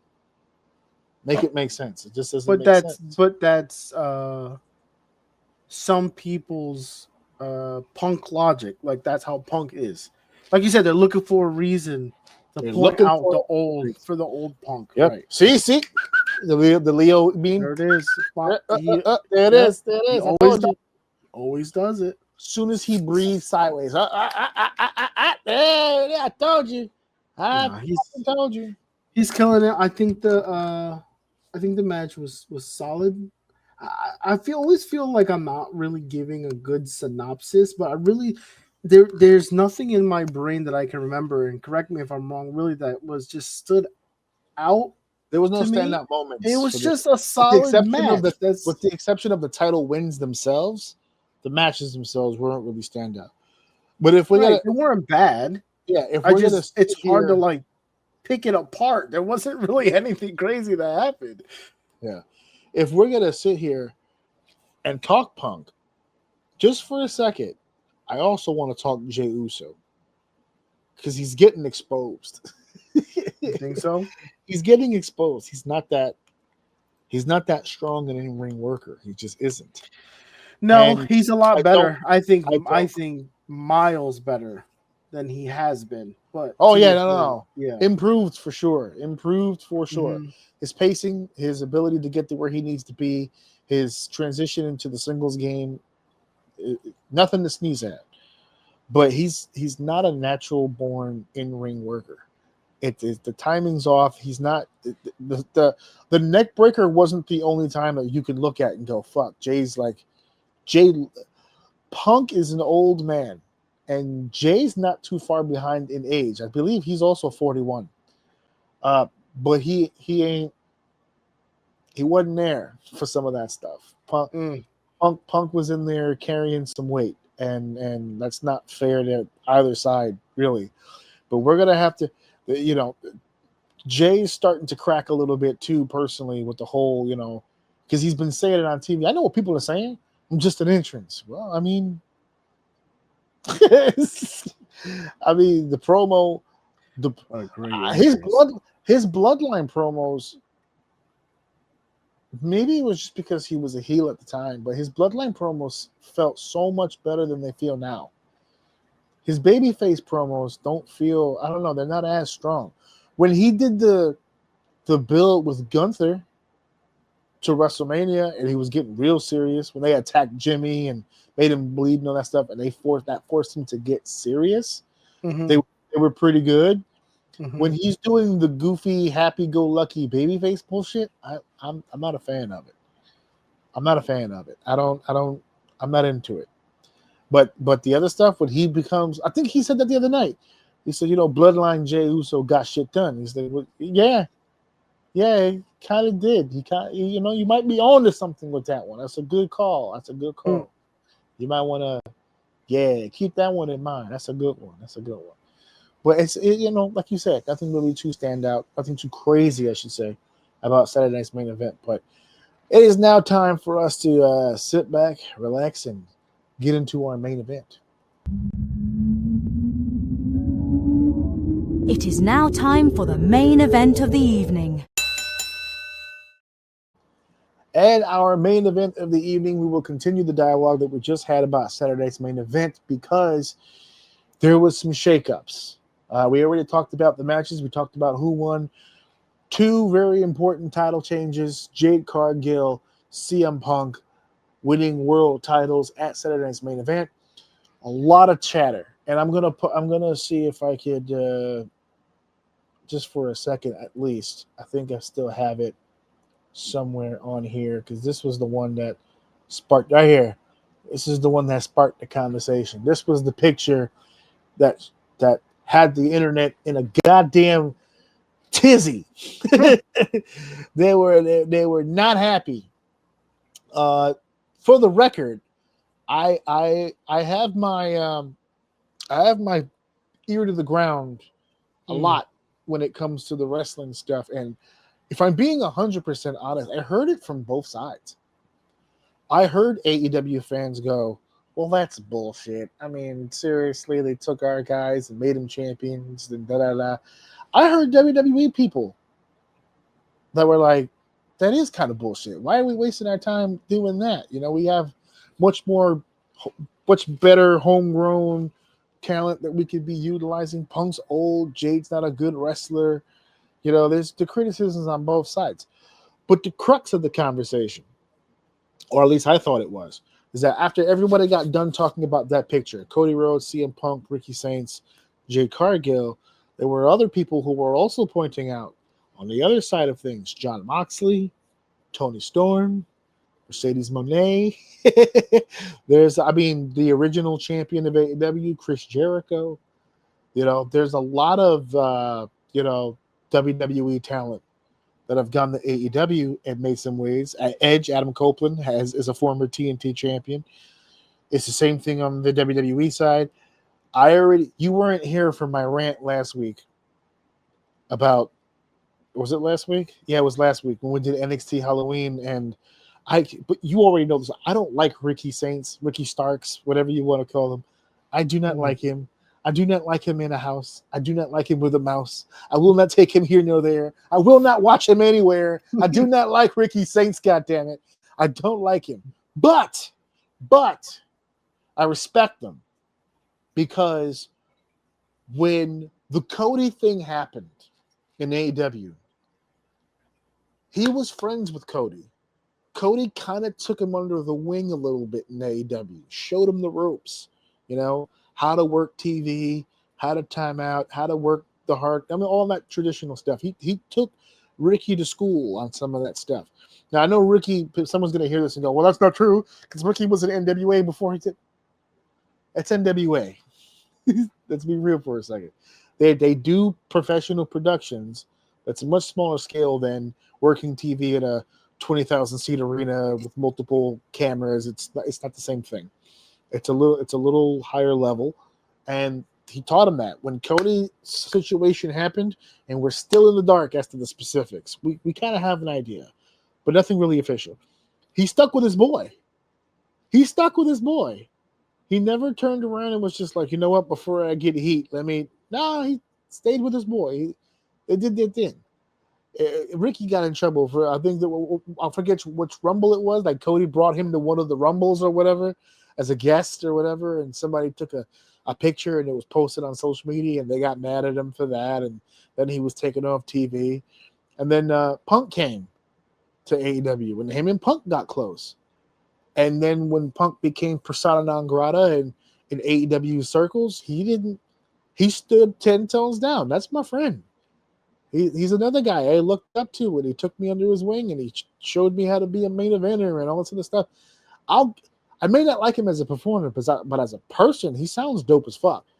He sounds like a down for you kind of guy.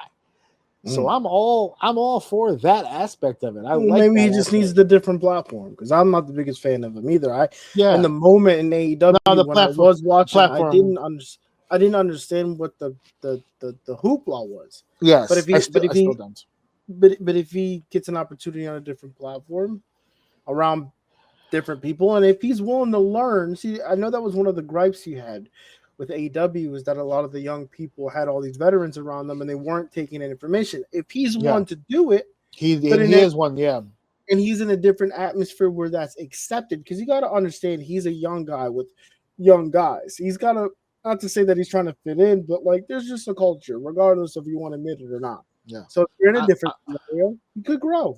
I don't like that he's the NXT champion, but of all the places he could be, NXT is the place to be. I think he's going to learn more there. I think he's going to do better there.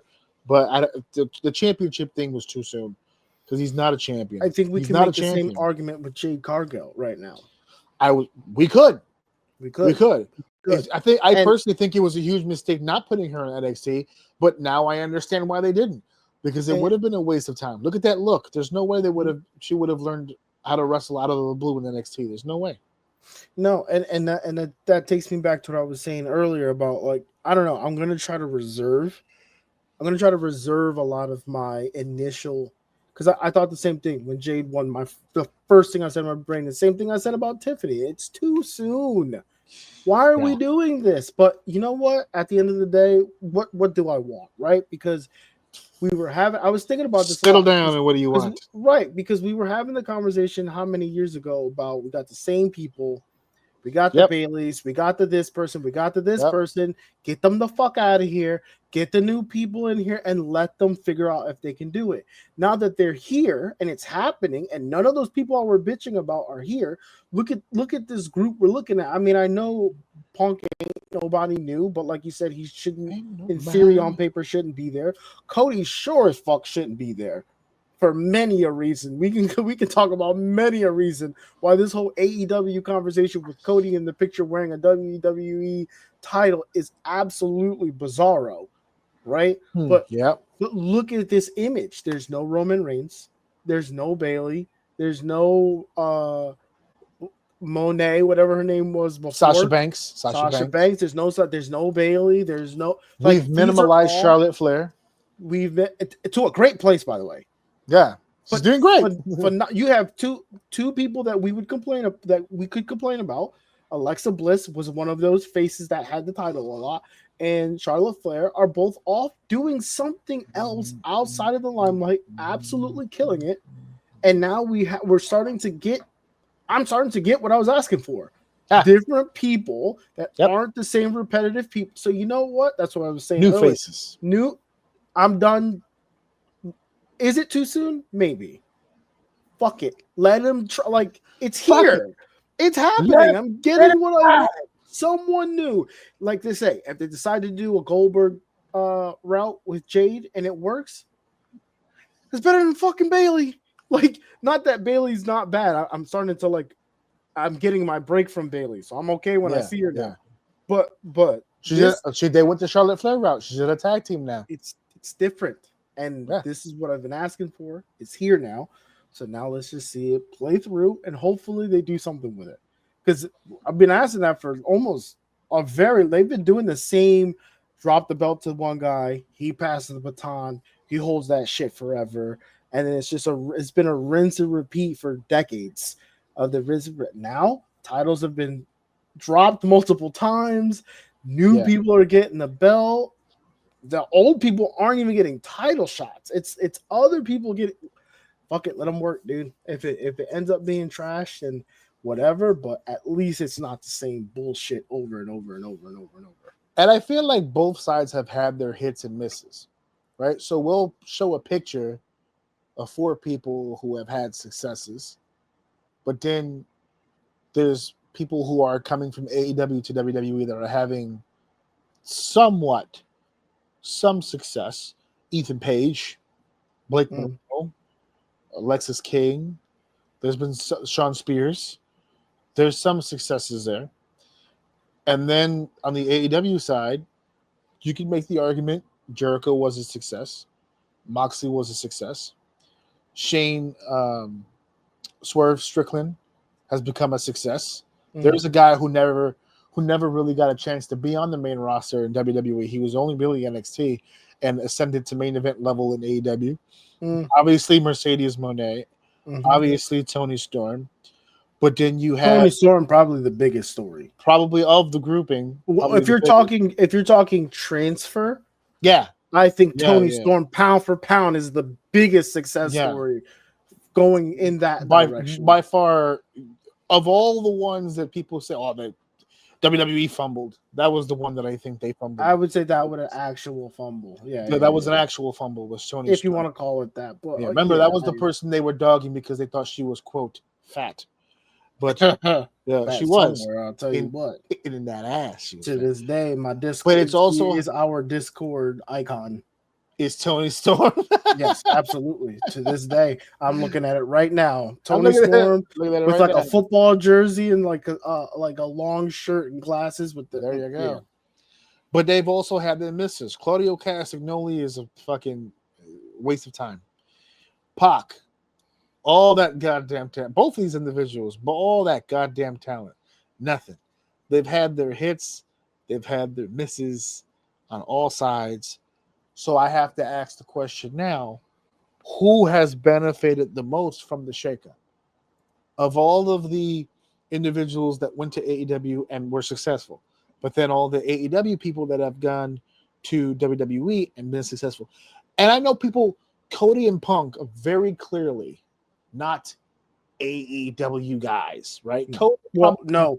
Cody more than Punk because he helped Punk. found No, not Punk. Punk, not at all. I don't count Punk at all. Punk personally. I don't count him. No. Cody, I will include in the group of being an AEW guy for the sole reason of him being one of the leader founders of it. Yeah, he's one of the founders of the company. But I will not let people forget that despite being a founder, when AEW began, from day one, the criticism on Cody was always that he performed and presented himself as a WWE guy from the beginning.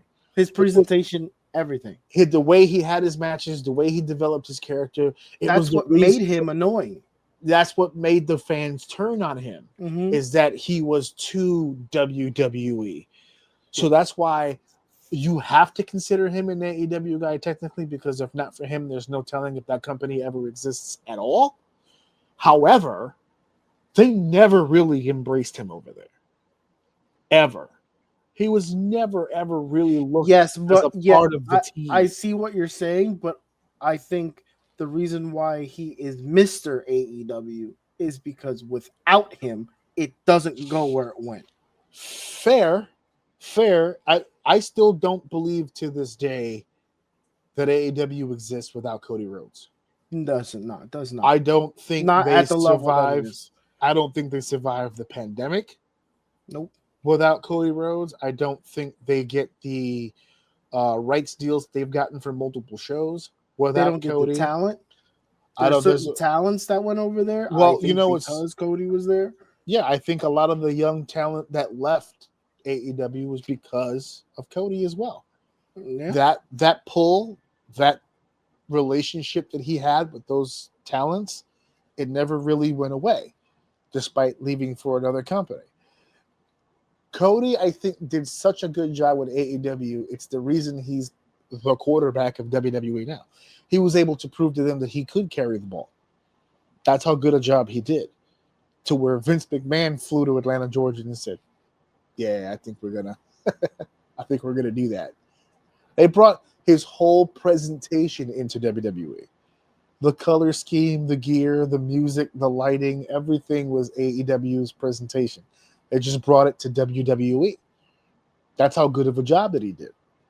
And when he came to WWE, he was met with great anticipation. And I was one of the ones who was loudest when I said, I don't think they're going to give the ball to Cody, specifically because of the AEW. They weren't. Let's be honest. They were not. There were two very fortunate things that happened to Cody. He tore his pec, and he was a man and finished the thing, and he got a lot of respect for it.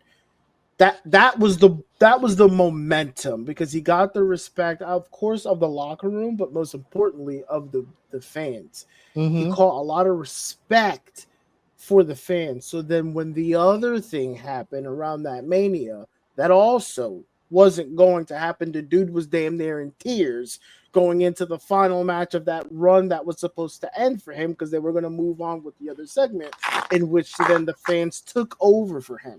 So to your point, yes, it wasn't going to happen. We both said he was going to come in as shock value because he shouldn't be back because of what he did, and he's coming back. That's the shock value. Then we're going to beat on him a little bit. We're going to put the carrot in front of him, but we're never going to pull the trigger. Yeah. And then a torn pec changed his entire career. And now he's standing in front of us as a champion, selling us as Mr. WWE, which is still to this day fucking wild. Like, I don't Not think just people, wild, people but talk about it. Let me bring it back up for a second, because I'd like to challenge some people out there. I'll bring up the picture one more time here. Look at the four people here. And I just said 2 seconds ago, I don't like Ricky at all. As a performer, I don't like Ricky. But of the four, the coldest person right now in that shot is Cody. He's the only one at the moment, right now, that doesn't really have a lot of momentum going on. They're building a turn on him. I think a turn on him will completely rejuvenate Cody. Yes, I feel like they're not going to turn Cody at this point. No fucking way. They're doing. I understand how the match went, and the pushing of the ref, and the frustration, and the yeah. I get it. There's no fucking way. they're doing something very similar with Jay right now. For some reason, I get this feeling like they're trying to. It's like they're edging you, like they're gonna. That's the word. That's the word. They're edging them up a little bit. They're bringing their baby faces like right to the line. Because they're like Jay's still doing babyface shit, but that battle royal on Raw last week or 2 weeks ago, where Jimmy saves Jay, then Jimmy saves Jay, and the minute Jimmy even starts tilting over the top rope at LA Knight, Jay eliminates everybody. And it's just like, what the fuck? Like, you know what I'm saying? Like, this is that's the real kind of scumbaggy move, but yeet, like you know what I'm saying? Like it's but yeet though. But yeet though. And my wife's getting sick of watching wrestling with me because I keep saying the things before they say it on TV, before it happens, before they say it, I should say.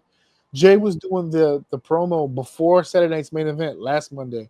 Jay was doing a promo about the championship match, and he did it 4 letters, 1 word, and they played Punk's music. And I looked at stuff and I said 4 letters, 1 word, Punk.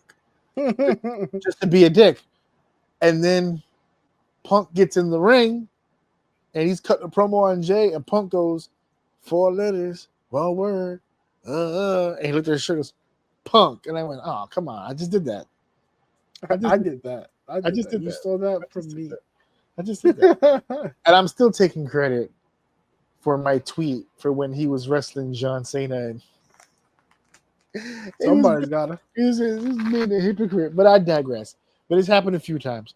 She also gets mad when they do moves that she either never seen before or doesn't know the name of, and then I say it, and then they say it on TV. It happened at Saturday's Main Event. Jade was doing a fall away slam. She was picking him up, Tiffany, and just fucking chucking her. And I was like, fall away slam. Another fall away. She did like 4 of them, 3 of them, something like that. And Steph's looking at me like, God damn it. And then at the TV, I think it was Barry, goes, she's going crazy with these fall away slams. And my wife goes, God damn it. She says, it's like an echo in here, God damn it. But yeah, I of that grouping, I think right now Cody Rhodes might be the coldest of the group, but I'll end this segment with this quick comment about gatekeeping, because that's where a lot of the anger I feel like comes from. My team, my people, that kind of thing. Personally, I'm a fan of gatekeeping. I like gatekeeping. I like it. It's mine. It's mine, and you can't have it. No one can have it. It's only good when I have it. I love it to a degree. I love it. I like the idea of personalizing something. I like the idea of tethering yourself to something, like a fandom thing, right? Everyone has a favorite television show. Everyone has a favorite sports team or musical group or whatever. Everybody has a favorite something. And they don't really like when other people shit on their favorite things, Mm-hmm. So I get to a degree when people get upset and they're like, well, we tried to push Jade and it just didn't work out the way we thought it would. And now they're pushing Jade. I don't think it's necessarily working out the way they thought they would, but they gave her the championship despite us and all that. So it's like, is it really in spite of you? Could it just be that she has an amazing look and they think that she should be champion? And same thing with Cody. When Cody came in, we just described, we didn't think that they would pull the trigger on that, and they did. CM Punk winning the world title is, I'll be honest, it's hilarious. It's hilarious at this point. Because I remember when Punk won the AEW world title. I think that was a stunner.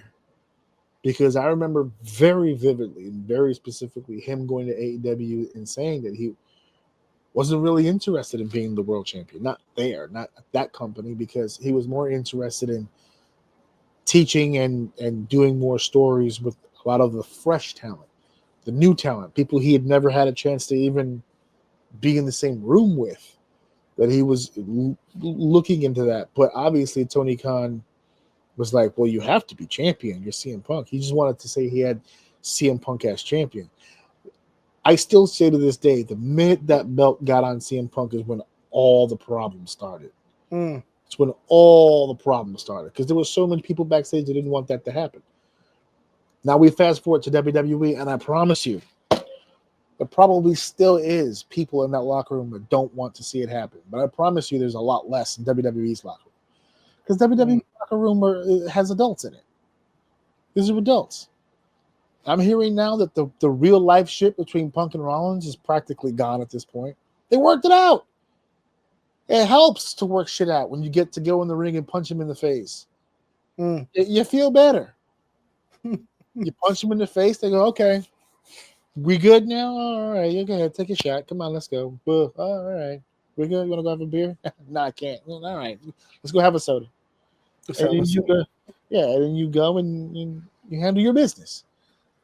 So I'm looking forward to the day, and it'll come, when neither side is even paying attention to the other. I'm waiting for that. As far as AEW and WWE? Either side. I feel like what's only one side. No. WWE is it both? WWE does their little pot shots and their little comments. Yeah, but that's like fun, isn't it?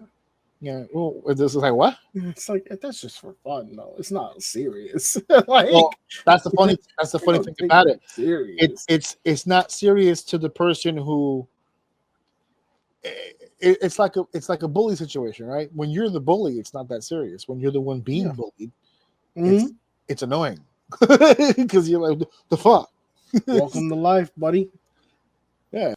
When you take the little kid and you ruffle his hair like that, oh, come on. To you, it's just in jest. So the person getting his fucking head played with, the fuck, man. I feel like that's the relationship. I feel like AEW was the little brother WWE really didn't ask for.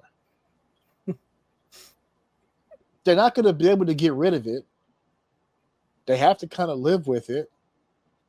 They don't really want to acknowledge it, but they have to. Triple H to this day still gets AEW questions. To this day.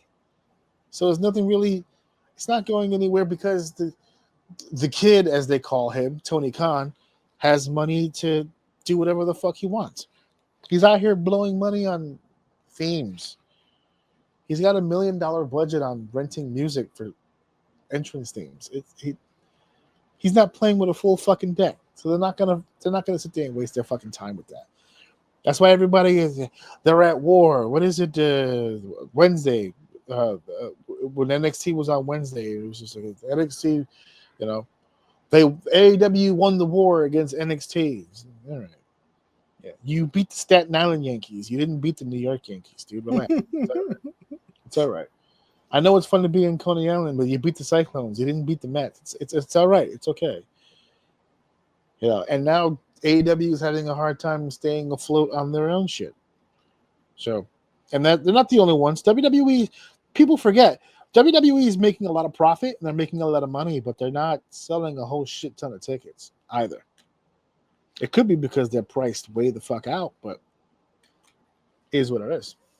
People saving their money for that main event, the big one. Yeah, I think they're having an easier time selling their bigger events. It's those local shows. Like, for instance, Raw yesterday, they said it was like at a 6,500 seat venue, which is not the norm for them anymore. That's dialing it back a little bit, but, save some money. Fuck it. Why not? The show's going to look dope regardless. Yeah. Well, we don't go there, going to Vegas. So, yeah. They're doing Survivor Series at Petco Park in San Diego, California. They don't have a problem selling tickets. They have an issue selling them consistently because of the markup and the price. But for the big events, people are going to come. People are going to show. It's those local, those little, like those Raws and SmackDowns that are hard to get your hands on because they're just, what are you really watching? Who knows? Anyway, it is so good to see the boy Dave back again. He's riding once again on the train of success. It's so good to be that's what you want to fucking call it. Yeah, to flow. It was good to flow again with this shit. The next, I guess we're gonna have to work that out because she got a new situation at the house. But I want to do a Survivor Series live. We'll talk about that another time. We got time, But other than that, boom. First time with the cams on with Dave. So this is going to be a really cool cut up. We're going to be cutting up some stuff. So anything you'd like to say before we get out of here so we can go eat? I'm ready to go eat. Ready to go eat. Good. All right, guys. Well, thank you for listening. Thank you for downloading. Thank you guys for enjoying. You know, before I wrap it up, actually, I just fucking realized that I was supposed to edit something for the ending to this. It has been sitting here without being fucking. The whole program is wide open. They're like, you're gonna encode it? Nah, nigga. Nah, I'm good at this point. So screw it. We'll go old school here and just play the track. So thank you for listening. Thank you for downloading.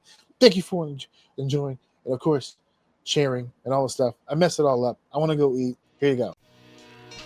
Mic drop. Wait a minute. This is too much. Cooking it like a pro. Wrap it up, everybody. Show's over.